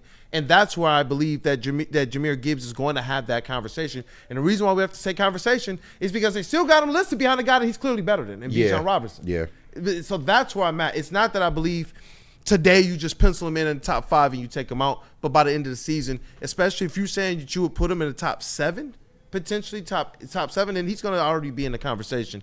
He gets off to a quick start. He gets off to a start like we saw him do towards the tail end of last season when David Montgomery went down. Yeah. I don't know, man. I think that Jahmyr Gibbs is going to put up something special and start to change the narrative of some of these lists really quickly. I think your mic, Haley. For someone that can play like him and runs like him, like 22 miles an hour, should be a part of the conversation. Yeah. No, he's different. Are there any Lions missing from this list? I'm glad you asked that. because this actually might be a time to transition. We can come back to this whenever we want. We have time. But there is an honorable mentions in which there's a couple. As you can see, there are a couple of Lions that you could certainly argue should be on this list. There's one missing from this list. Wait, as well. how old is Jameson Williams? 26, right? No, Jameson Williams is eligible. Yeah, he's definitely eligible. And I'll say this. Not on this list. Can I say this about Jameson Williams as the JMO hater? The fact that Travis Hunter, Mason Graham, and Abdul Carter are honorable mentions despite not having played a game, but Jameson Williams. Yeah, that's insane. And I love Carter and Graham as prospects, and of course Travis Hunter. We'll see. He certainly has great talent. Yep. I don't think he'll be able to play both Coached sides by a bad father, we know. All right, and the honorable mentions is what? Alphabetical order by the first name, I'm assuming? Oh yeah, no, there isn't like. All right, because if not, I'm about to be like, yo, throw the whole thing away. Abdul Carter's a higher honorable mention than Kirby Joseph. No, that's not how it goes. I was trying to make sense of it. I was like, I think it's alphabetical first name because this is crazy. But I don't know. Like Jameson Williams is somebody I believe is going to definitely change a lot of narratives. You talk about a top 20 receiver in the NFL. We saw the impact he had opposite of Amon-Ra St. Brown.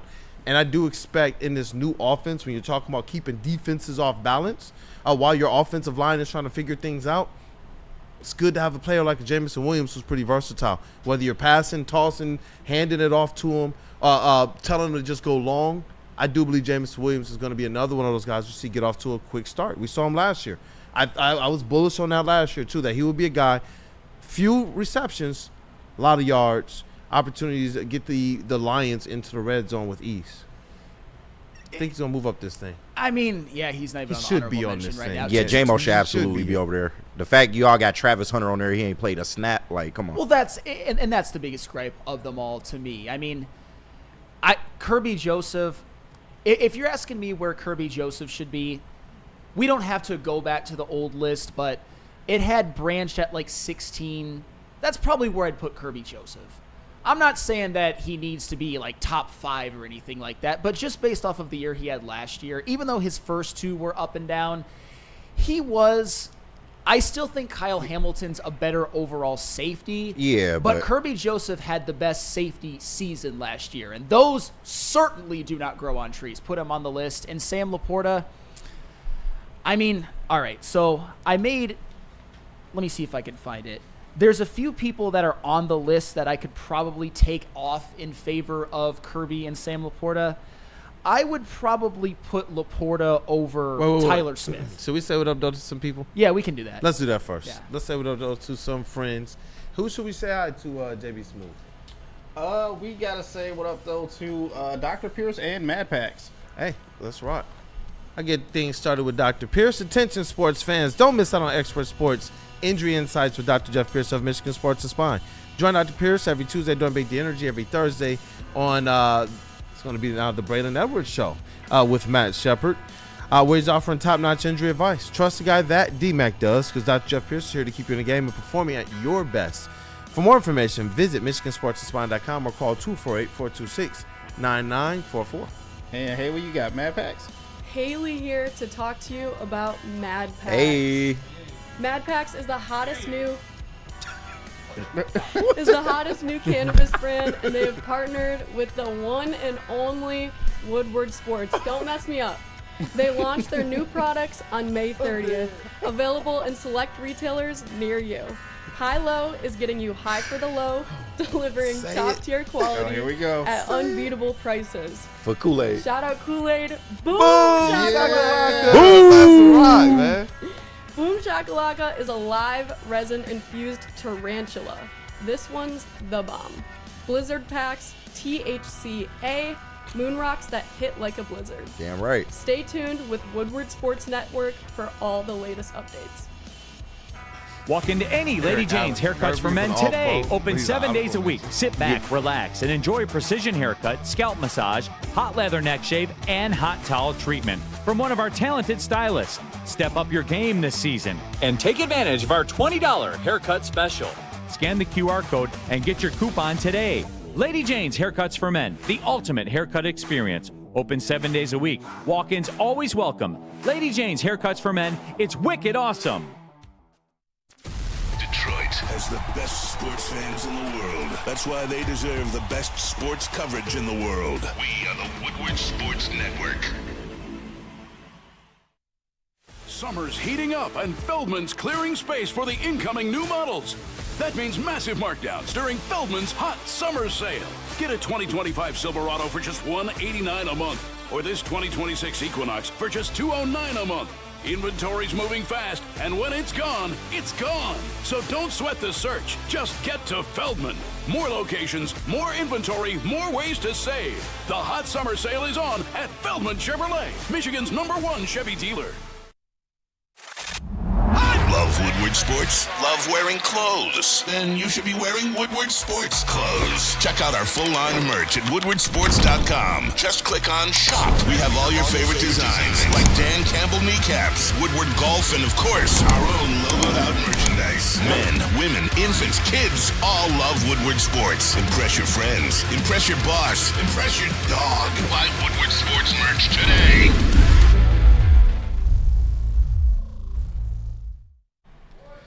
The wait is over, Detroit. A new era of sports and entertainment talk is here as two titans collide with the all-new Braylon Edwards Show with Shep. Weekdays from 2 to 4 p.m. Join Braylon Edwards, former Michigan legend and NFL star alongside Matt Shepard, a name that's been synonymous with sports in this city for decades, as they break down everything from Lions to Wolverines and beyond.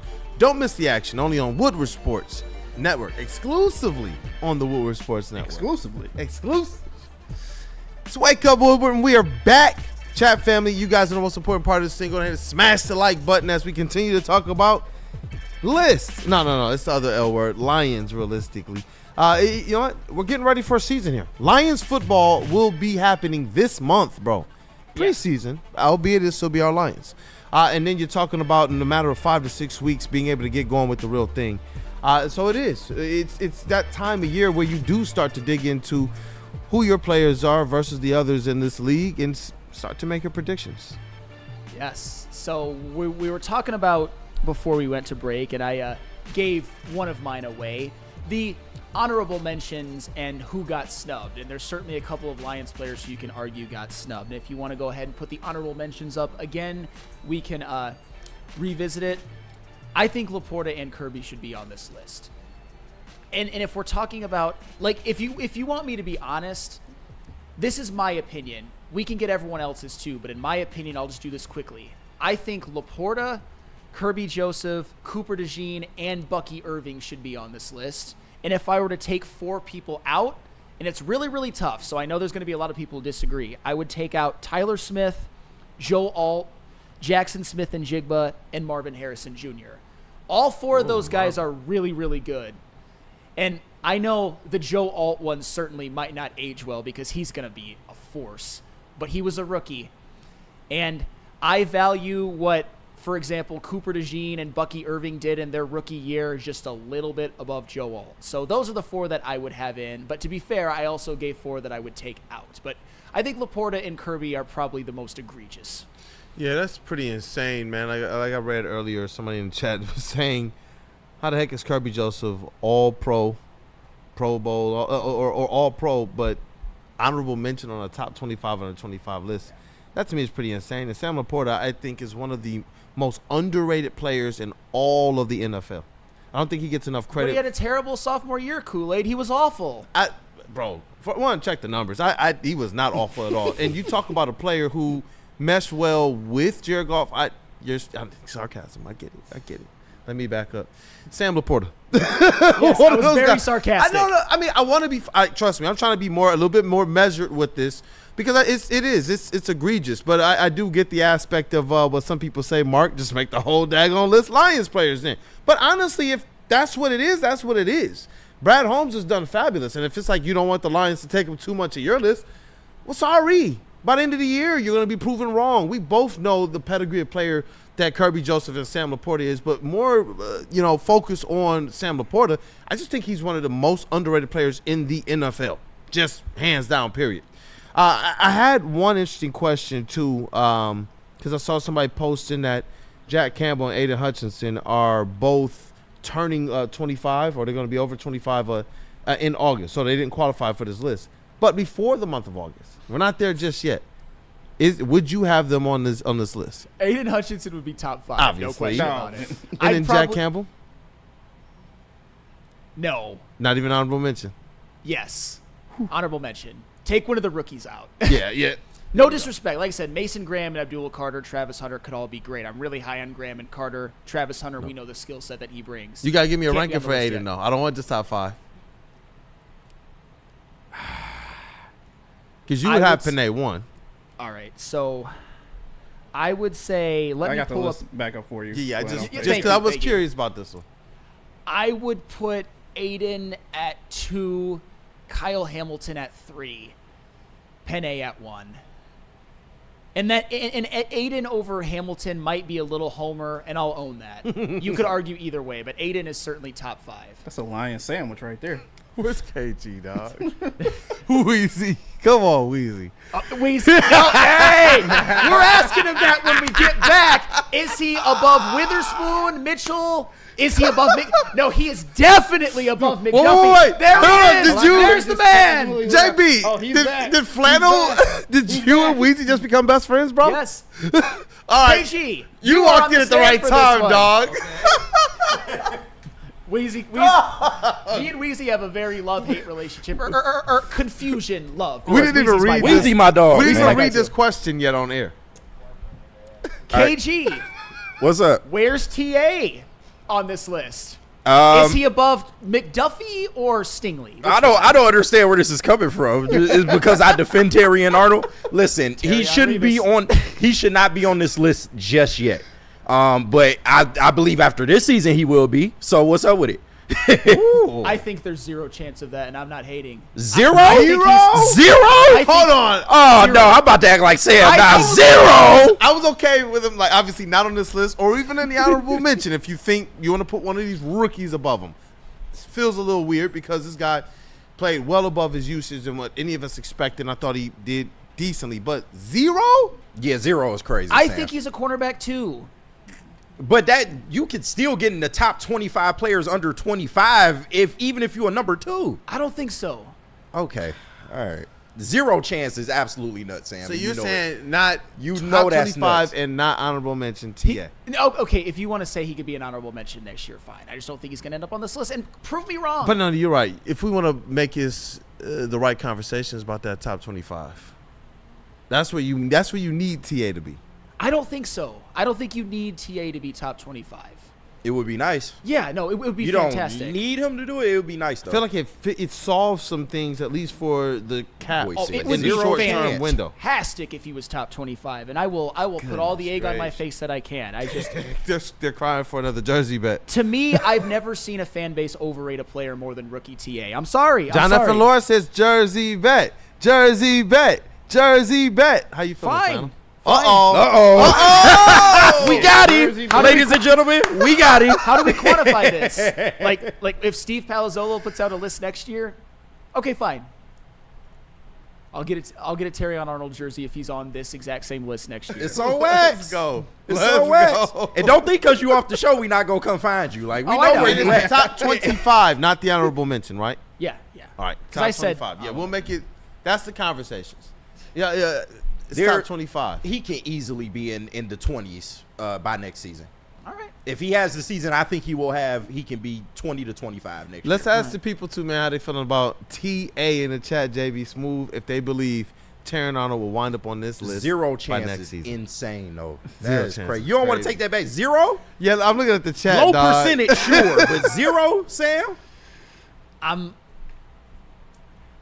Did I don't think he's. I'm not a big fan of his as a player, but I hope that I'm wrong, and I hope that he turns out to be better than I think he'll You wasn't a be. fan of J-Mo either. You saw how that turned out. But.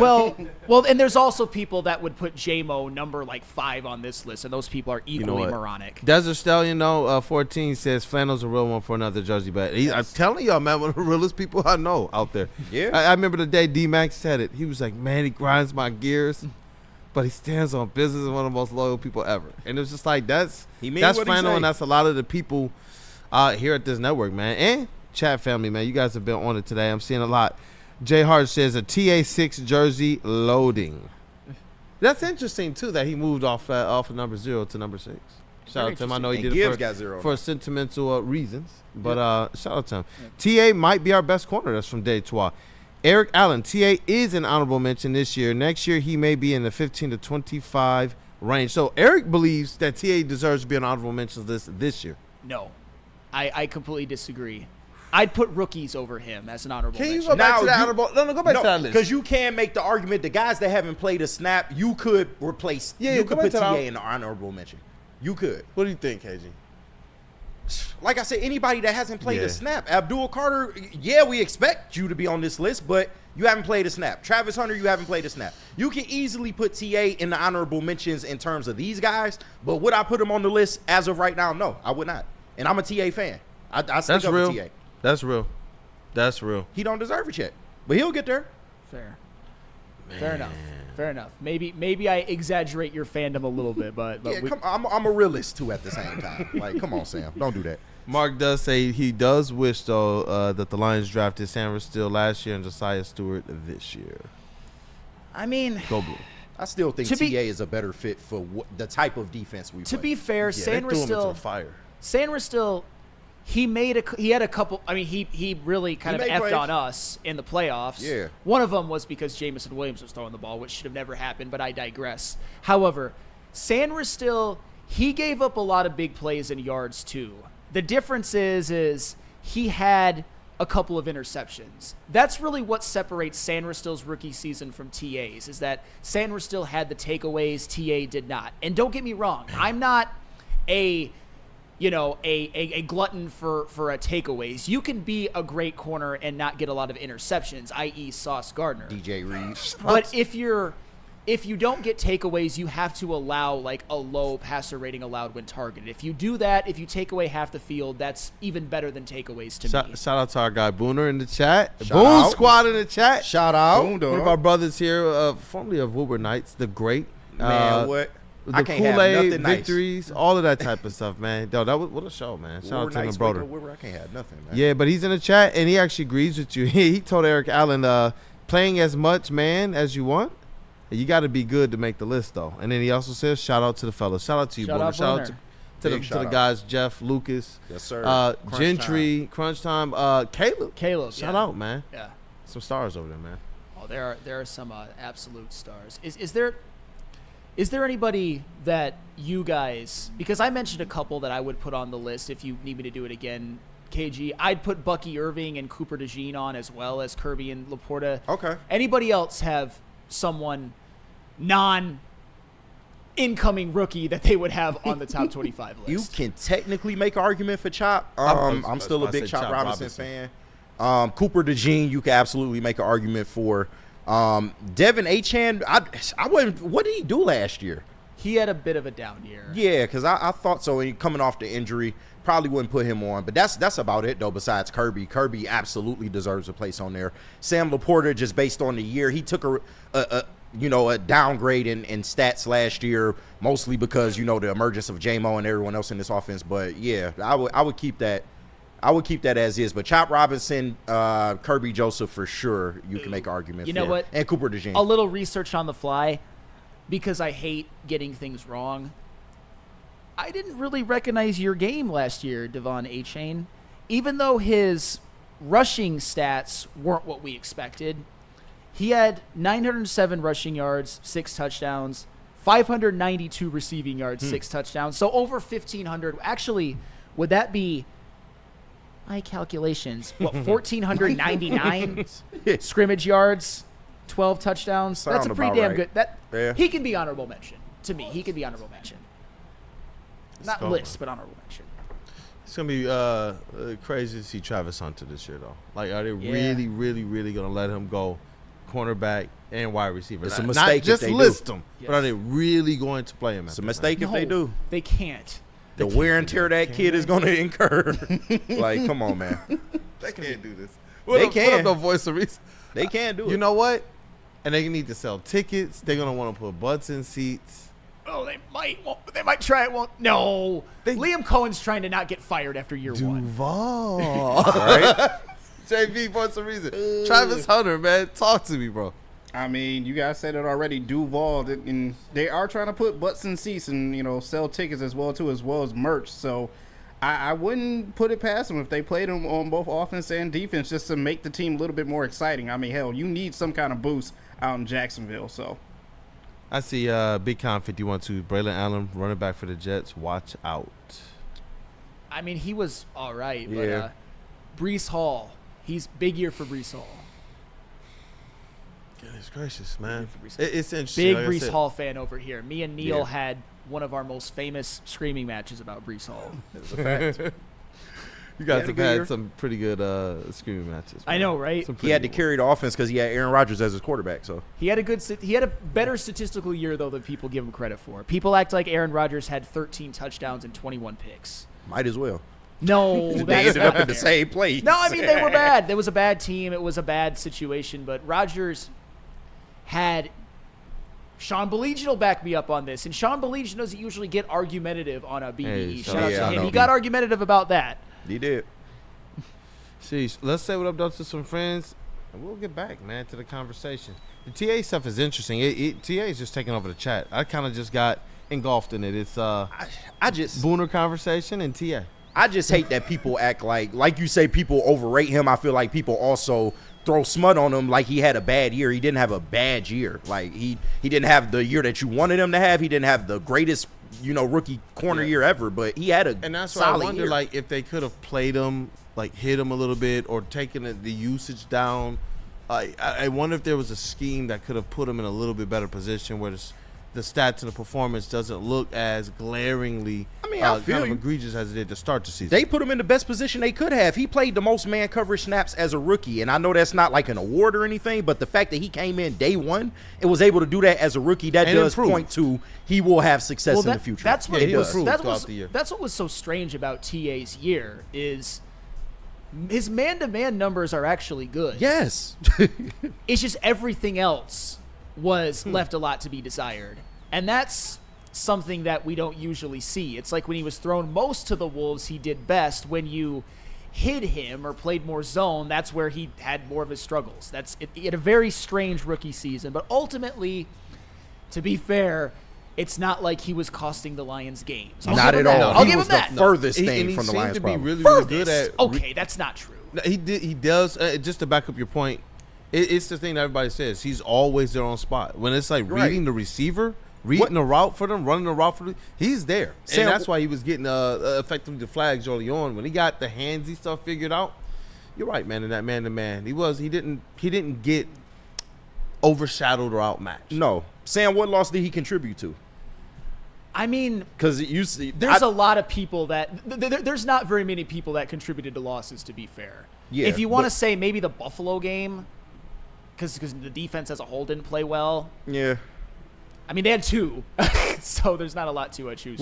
So then, what's the realistic? Not in terms of stats, but you expect a step forward for TA. What does that look like for you? But I just need him to, one, of course, lessen the penalties. You can't start out the year with all those penalties. I think he's learned better from that because we saw him progress as the year went on. I would like to see more turnovers. I would. But if that's not a strong suit in this game, I'm not necessarily mad at that. Once again, look at DJ Reed, who is also on this team. He's somebody who's been notorious for not getting a lot of interceptions, but he is very, very dynamic. What I do want to see is an uptick in pass deflections. That's what I really want to see from TA. Go out there and be a pass deflection magnet, and I think we'll be okay. That's a good point. He's there, Johnny on the spot. He's running around with the receivers. The pass deflections going up. That's one I didn't even I don't know why I never even thought about that with him. Yeah. But it's like if you're right there, and technique-wise, we see some of the better ones. There's a technique to it, and I do wonder with his specific skill set how much development is going to have to go into making sure he's in the right spot. Now, in terms of interceptions, if he didn't have any opportunity to get an interception, I would probably be even that much more concerned.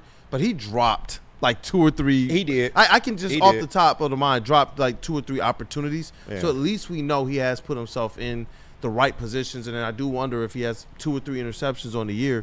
I wonder what narrative that how that changes or drives the narrative for him. But David Cabell says Flannel should listen to his coach because he sees him in practice every day, Coach KG over there. Oh yeah, that's I mean, I would know. No, I'll take a shit. No. And if you want, like, and I've given this before, but you look at this schedule. There's a lot of really great wide receivers and wide receiver duos that the Lions are going to face. I'm not expecting TA to be shut down. I'm expecting him to get burned a time or two, and I'm not going to kill him for that. Yeah. Just because there's a lot on his plate. There's a lot on the whole secondary's plate and the whole defense's plate, quite frankly. If you ask me a successful season for Terrion Arnold, successful for me would be if his passer rating allowed when targeted is less than 95. Fair. If it's less than 90, you can put him on the list next year, and I can wear that jersey with pride and admit that I was wrong. Fair. Hey, that's healthy conversation there on TA. Not asking for too much, by the way. Not asking for all pros. I think what I asked for is fair. No, and that is fair. And that's where, looking at the floor that he set, is where I do believe he has a better chance to reach that precipice and be more than just a serviceable secondary member. But hey, that was a break. That was a good. I didn't even know we were going to talk about TA. But obviously the list it leads us there, and it was dope conversation. We could probably take wherever this to intern Ryan is. Clip what's trending on when we get back. Yeah, an extended mailbag. All right, who we saying what up though to JB Smooth? We can double and triple if you need. Yeah, we definitely got to double up. So I'll tell them about Jars and Caesars, and we can double up when we get back as well, too. Gotcha. But sports fans, whether you're hitting the game or simply chilling at home, Jars Cannabis has you covered. Jars is home to Michigan's largest line of recreational cannabis products. 27 locations across the state, 9 alone in Metro Detroit, so there's always one close nearby you. But don't fear, because you live in Grand Rapids, Madison Heights, or Milan, Michigan. Stores are popping up your way very, very soon. Check out all the products they have online at jarscannabis.com, or check out their Instagram at jars_life, because you know what? I know you want to get high. Just don't get high and place some bets over at Caesar Sports. Do them separately, but scan that QR code on the screen. Use code word Woodward 1000. Deposit up to $1,000, but all you have to do is place a minimum of a $20 bet, and if it doesn't hit, Caesars will throw it right back into your account with no questions asked. It's Caesar Sportsbook, the official sportsbook of us here at Woodward Sports. Scan that QR code, use code word Woodward 1000, and make some money tonight. Why do we fight? We fight to protect the innocent, to hold the powerful accountable, to bring the oppressors to justice. Why do we fight? We fight to secure and preserve our civil liberties, to get each and every one of our clients the justice they deserve, and to make the lives of real people just like you whole again. ThenFights.com. Head to WoodwardSports.com and click on Shop. Get the latest in Detroit sports apparel and exclusive Woodward Sports gear. WoodwardSports.com can get the whole team outfitted. Love the Pistons, Red Wings, and Tigers? We got something for you, too. Shop online at WoodwardSports.com.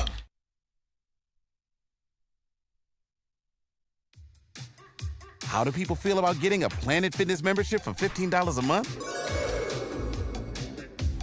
How do they like working out in a clean and spacious gym that's filled with equipment for every workout? And how about free fitness training in the judgment-free zone that leaves them feeling energized all day long?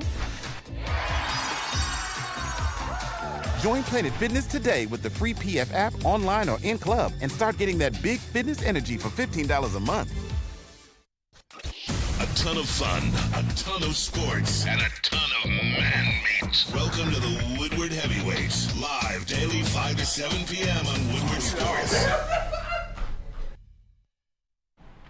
Justice.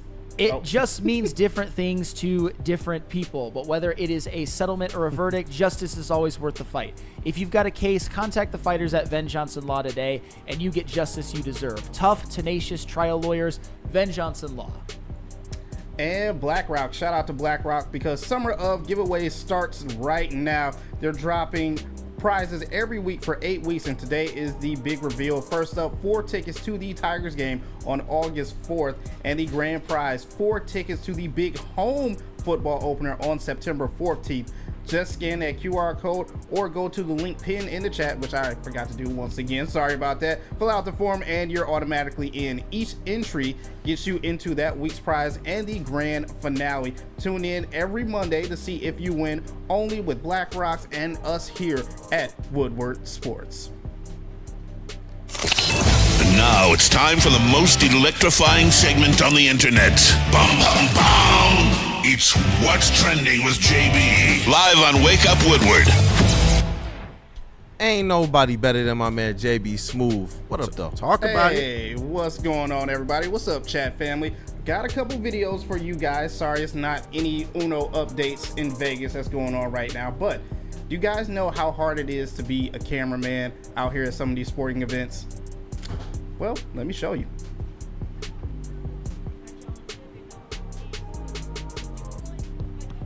Oh, in the face. Check on him, dog. You kicked him.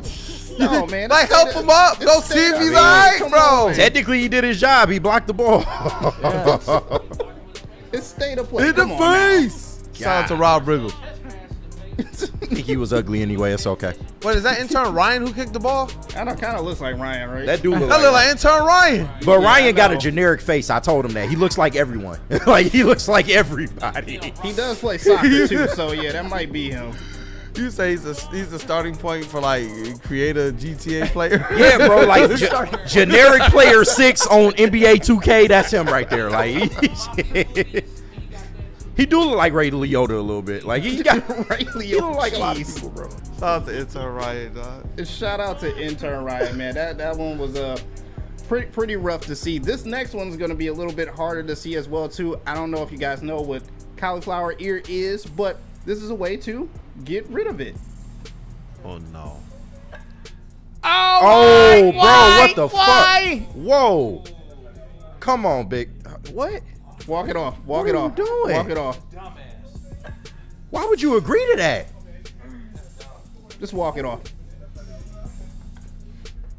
Yeah, he got a touch of the tism. Like, I just don't understand. The touch of the tart right there. Hey. The type 2, word to Chase. It's type 2. Yeah, dog. Yeah, type 2 for sure. It's only a 20-pound weight. Come on now, you'll be fine. No, why would you do that? Just Why? go get your You ears just pierced or watched it something. on the stream again, huh? Did you lose a bet? It's a 20-pound weight. You'll be fine. You'll be Like- fine. All I keep wanting to say is, but why? It's literally, it's captioned perfectly. It's like, but why? Is there a Shout out to Ryan backstory, Reynolds. JB? No backstory. You're just trying to No, make sure just that marriage. You cauliflower say he's is trying done. to cure cauliflower ear or Yeah. give himself cauliflower ear? No, he's trying to get rid of it. You know. Here comes intern Ryan. He trying to lose his ear. Holy shit. Intern Ryan is here. We've seen the video of you kicking the guy in the Yeah, face. bro. So, You were on your Will so, Ferrell out that there was kicking you. and screaming. KG said I got the generic 2K face, like the random generated. Like, you know when you're on 2K, you get the random generated player? Yeah, KG says that's me, so. Yeah, that's you. All right, yeah. Oh, snap. That's you, man. That's you. And finally, I will end what's trending with this right now. Remember, if you ever get locked outside of your house after a night out of drinking, always have an offensive line friend to help you out.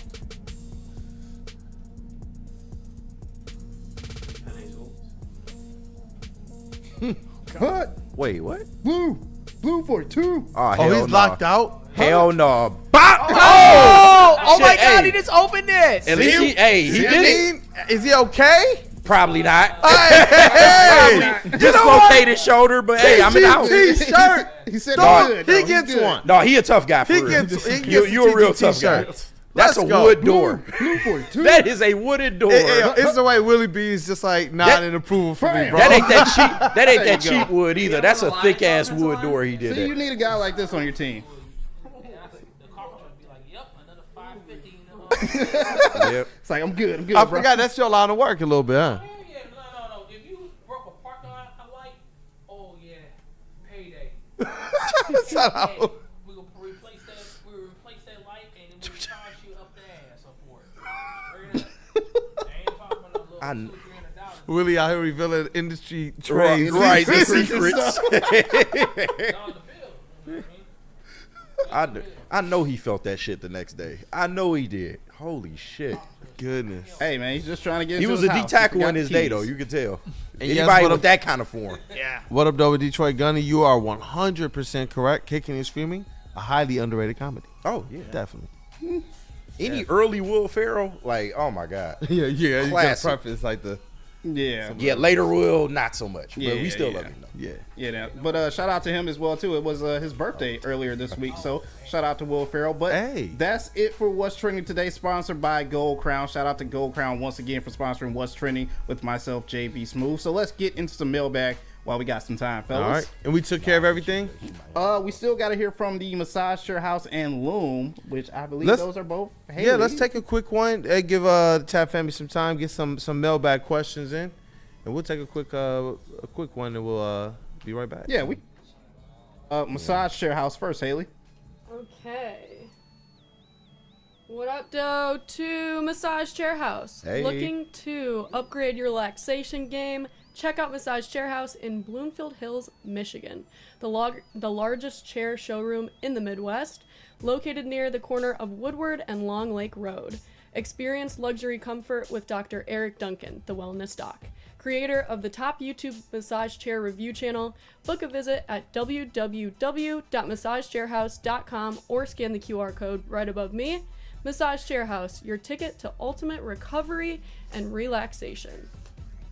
Walk into any Lady Jane's Haircuts for Men today. Open 7 days a week. Sit back, relax, and enjoy precision haircut, scalp massage, hot leather neck shave, and hot towel treatment from one of our talented stylists. Step up your game this season and take advantage of our $20 haircut special. Scan the QR code and get your coupon today. Lady Jane's Haircuts for Men, the ultimate haircut experience. Open 7 days a week. Walk-ins always welcome. Lady Jane's Haircuts for Men, it's wicked awesome. Detroit has the best sports fans in the world. That's why they deserve the best sports coverage in the world. We are the Woodward Sports Network.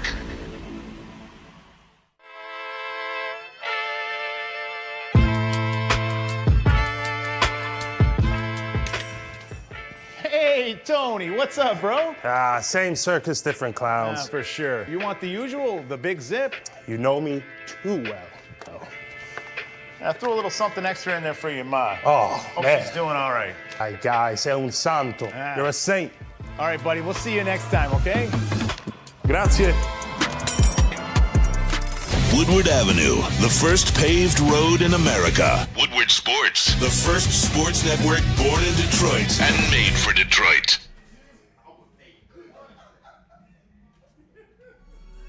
Summer is heating up and Michigan is buzzing.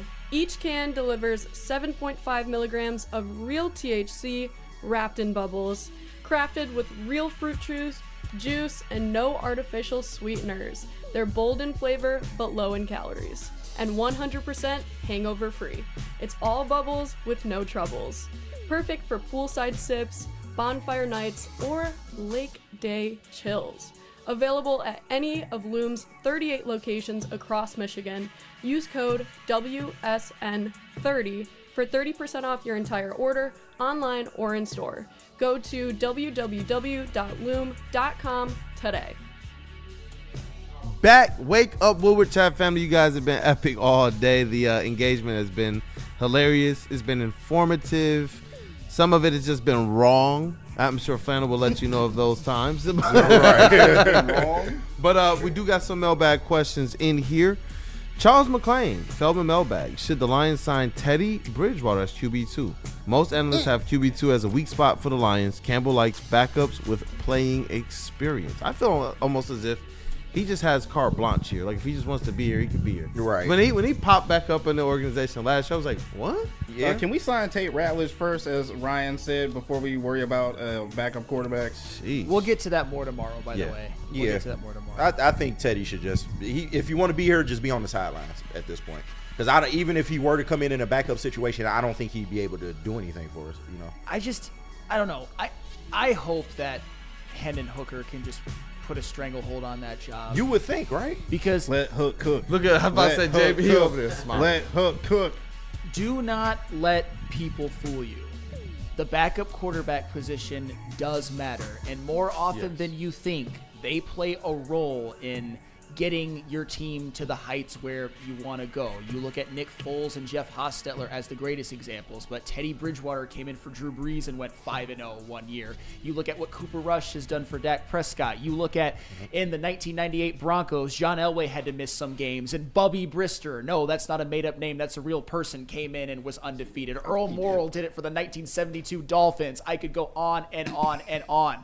Backup quarterbacks do matter. I'm not trying to punt the season if Jared Goff misses 5 games. If he misses the whole year, I can understand that. Right. The dismissiveness of the backup quarterback by some fans and by some people here, BDE, is malfeasance to me. No, even if it's just for a drive, 2 drives, a quarter. Yes. It's like there are times that pop up, especially after last season. It's like, no, I really want to know that we have depth at every position, especially freaking quarterbacks. I'm glad that you mentioned that. Chad Henne in a couple Chiefs playoff games. Remember that year when the Chiefs won the Super Bowl where I believe Patrick Mahomes dislocated his kneecap on a quarterback sneak. It was one where it looked worse, but he actually only missed a couple of weeks.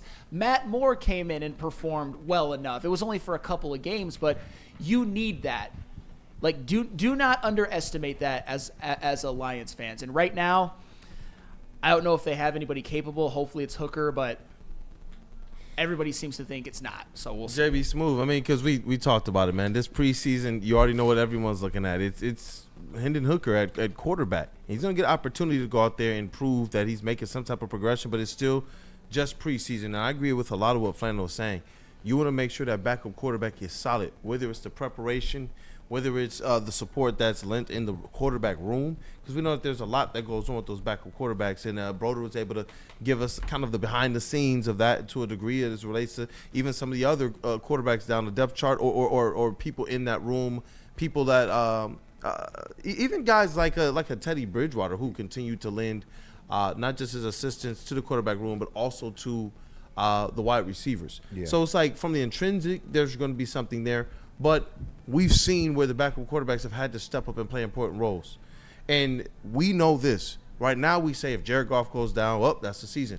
I don't think that that's acceptable. No. I do believe that when you have Super Bowl expectations, you have to have a way to be able to bridge the gap. And the Eagles, right now, they sit as kind of the litmus test for a couple different things. Health and, honestly, depth. And here's the thing. If you told me before the season, knock on wood, that Jared Goff had a training camp season-ending injury,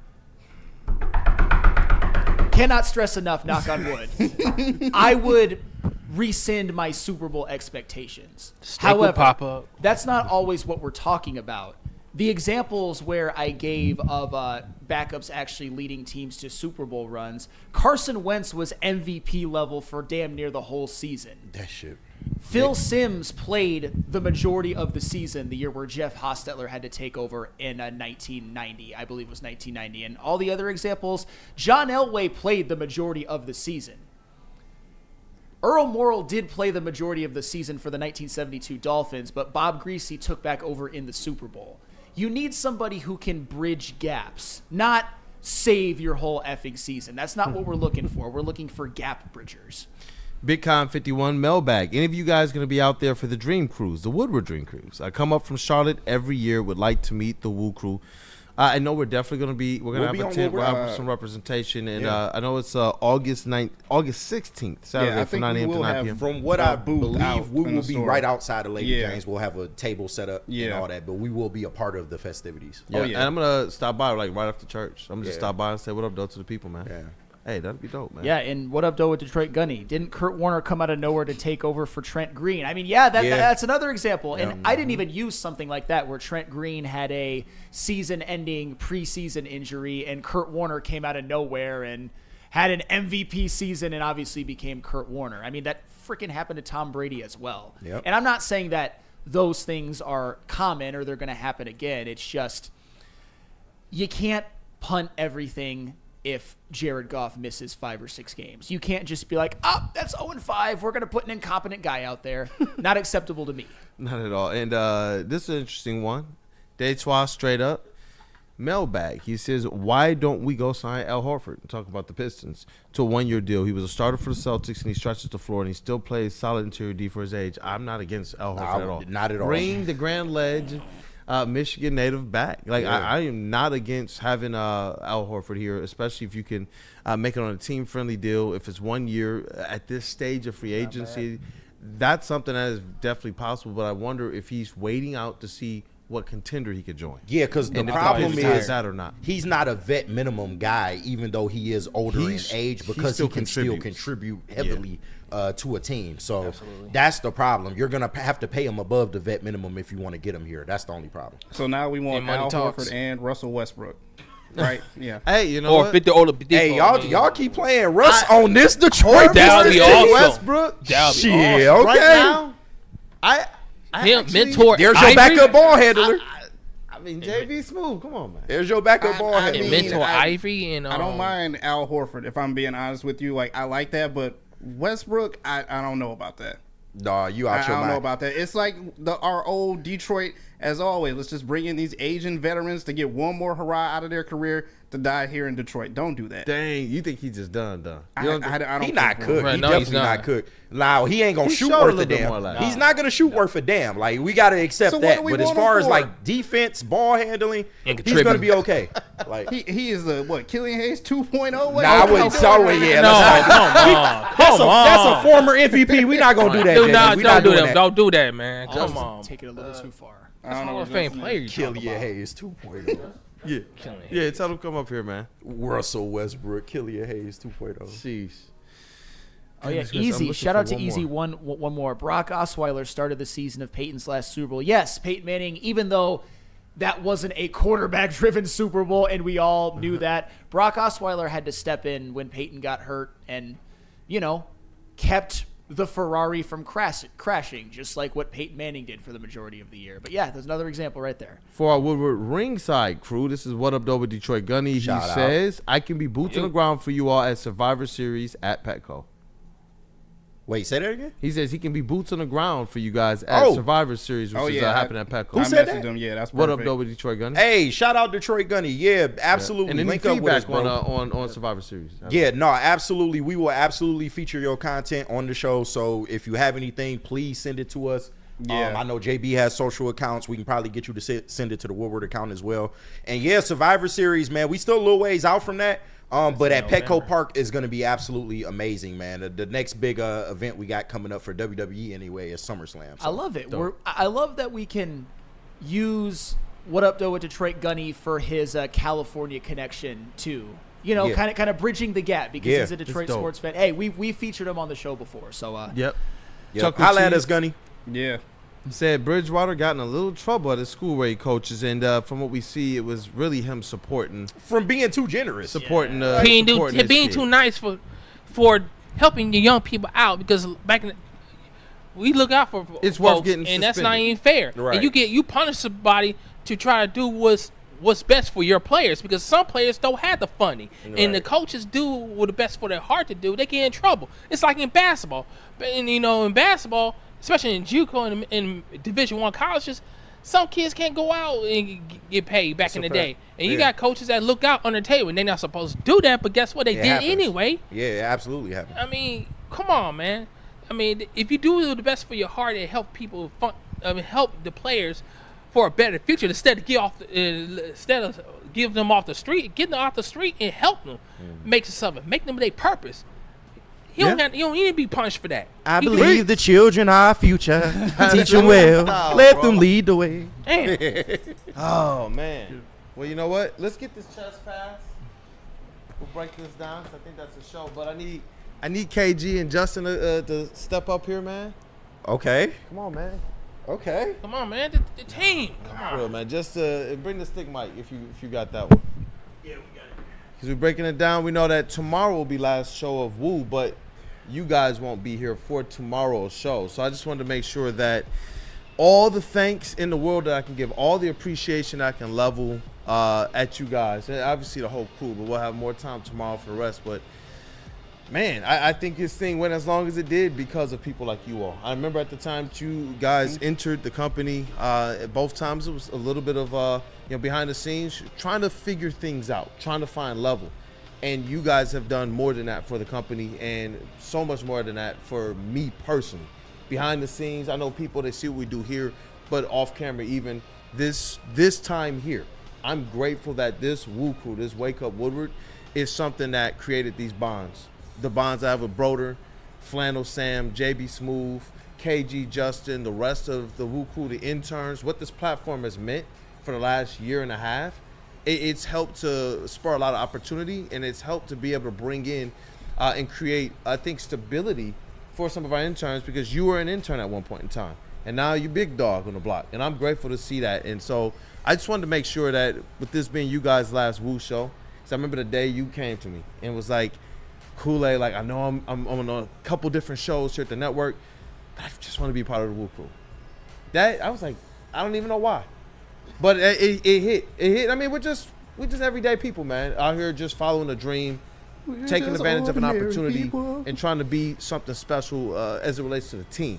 So I just wanted to make sure that Kenneth Green and Justin Satawa, man, you know, that you guys understand, man. It's Jeremy all Bryant. love, it's all appreciation, and y'all better throw Brandon some Dance. love in the chat for these guys right here, man. Straight up. I just wanted to pay the love and respect. Samuel You guys Reynolds. give your final words to the chat family as it relates to WUW. Because Yeah, you guys are still a part of shout obviously out, Wake Up. shout out to part of WUW. Woodward Sports. I mean, this family that we've created with all you guys, where we are brothers and we love each other. I mean, I can't even put it to words, to be honest. It's so special to be welcomed the way I was into Woodward with you guys, and you guys helped me so much on the way. I've grown so much just in this first year. I've learned so much from all of you, from Kool-Aid, from Flannel, from JB, from KG. All you guys have just done so much to improve my life, my love for this passion that we have in this space. So thank you guys. I love you guys, and I wish that we could go on more shows together. But hey, there's always the future, and you never know what's going to happen. So, Yes, sir. Nah, man, I echo everything Justin said. Like, we all learned together, bro. Like, even though you was new to this thing, we were all fairly new to this thing, you know, and learning from people like Sam that, you know, does all the research in the world and doesn't get enough credit for the work that he's put in Woodward, just period, man. Having to come in at some very pivotal times and keep this shit rocking, bro. You absolutely deserve all the credit in the world. And this guy over here, bro, like, you already know how I feel about you, big dog. Like, shit, y'all don't even understand how this man has helped me in studio, out of studio. Like, you don't find people like of this authenticity. You really don't. And I respect that about our crew. I respect that about everybody that's contributed to this. Shout out Broder. You know, wanted to keep me around, you know, from the Woodward Nights situation that we selected had. all of us. Yeah, he really did. This was his He really opportunity. did. No, he picked us off, so shout out to him. It's been an amazing ride, bro. And of course, this is not the end, so I don't want to make it sound like that. But just this formation of people right here, I felt like we came in at a time that was really crazy, and we made something special, bro. And although it didn't last that long, like, I'm absolutely appreciative of this experience, and I'm looking forward to creating more memories with y'all, man. So shout out to everybody. Shout out to everybody in the chat. Absolutely love y'all. We love the haters too. Y'all keep it coming because we ain't going nowhere. But with that, we out, man. No, Flannel. No, thank you. Don't make me cry, man. No, man, thank you guys. I appreciate that. You guys know how much I appreciate you guys. Not gonna lie, I don't have a lot of sentimentality. Is that a word? I wonder why. Left in me right now, and it's nothing against anybody. Just let a lot of that out on a Tuesday. But thank you guys. Thank you guys. And this is not a sad occasion for at least me. Above all else, I'm pretty fucking tired. So yeah. No, y'all don't even understand. Sam was like, fuck this shit. I'm out. No. I'm tired. God damn it. Oh man, you know what? We'll find somebody. Do not meet me for I am fine. Yeah, we'll find somebody to keep the spirit of WUW Crew alive, man. Definitely. Yeah. So Yeah. shout out to you guys. We got Spinny in the building. Shout out Spin Dog. And Big D. Another great motherfucking mentor to have around here, Definitely, man. It's a team. It's a squad, and that's what I'm grateful for. At least whatever the future is going to be. Grateful for what we had in the past, and grateful that I got some dogs that, like we say, people see what goes on here, but not too many people understand just how much that support. It goes well beyond just showing up and doing your jobs. Yeah. Like straight up. Like even if we had a behind the scenes, and I could just tell people what last Friday was like, coming out the meetings, seeing you guys, the bear hug from Spinny, like. It's different. You know, the conversations with Flannel over the last 2 weeks as we've digested this stuff, you know, Justin just pouring his heart out for us, man. Like, that type of stuff, the advocacy from people like you, Jesse, so many people here. The interns coming in and just flawlessly, man, just trying to be whatever they could be for the show. And can never forget Woodward Sports MVP over there, JB Smooth. But Yes, we got sir. more time. We got more time for that guy tomorrow. But I just wanted to at least make sure you guys, for what WUW was, at least had the opportunity to address the people on your last day, man. Hey, so I shout out to y'all. appreciate Great that. people and stars. Straight up stars y'all are, man. Thank you. Well, chat family, that's Wake Up Woodward for today. We got one more of these tomorrow. Hit the like button if you didn't get the opportunity to, and stay plugged in for the whole day. We got Big D Energy, the Braylon Edwards Show with Shep, and then the heavyweights, man. That's the extravaganza. Have a great day, you guys.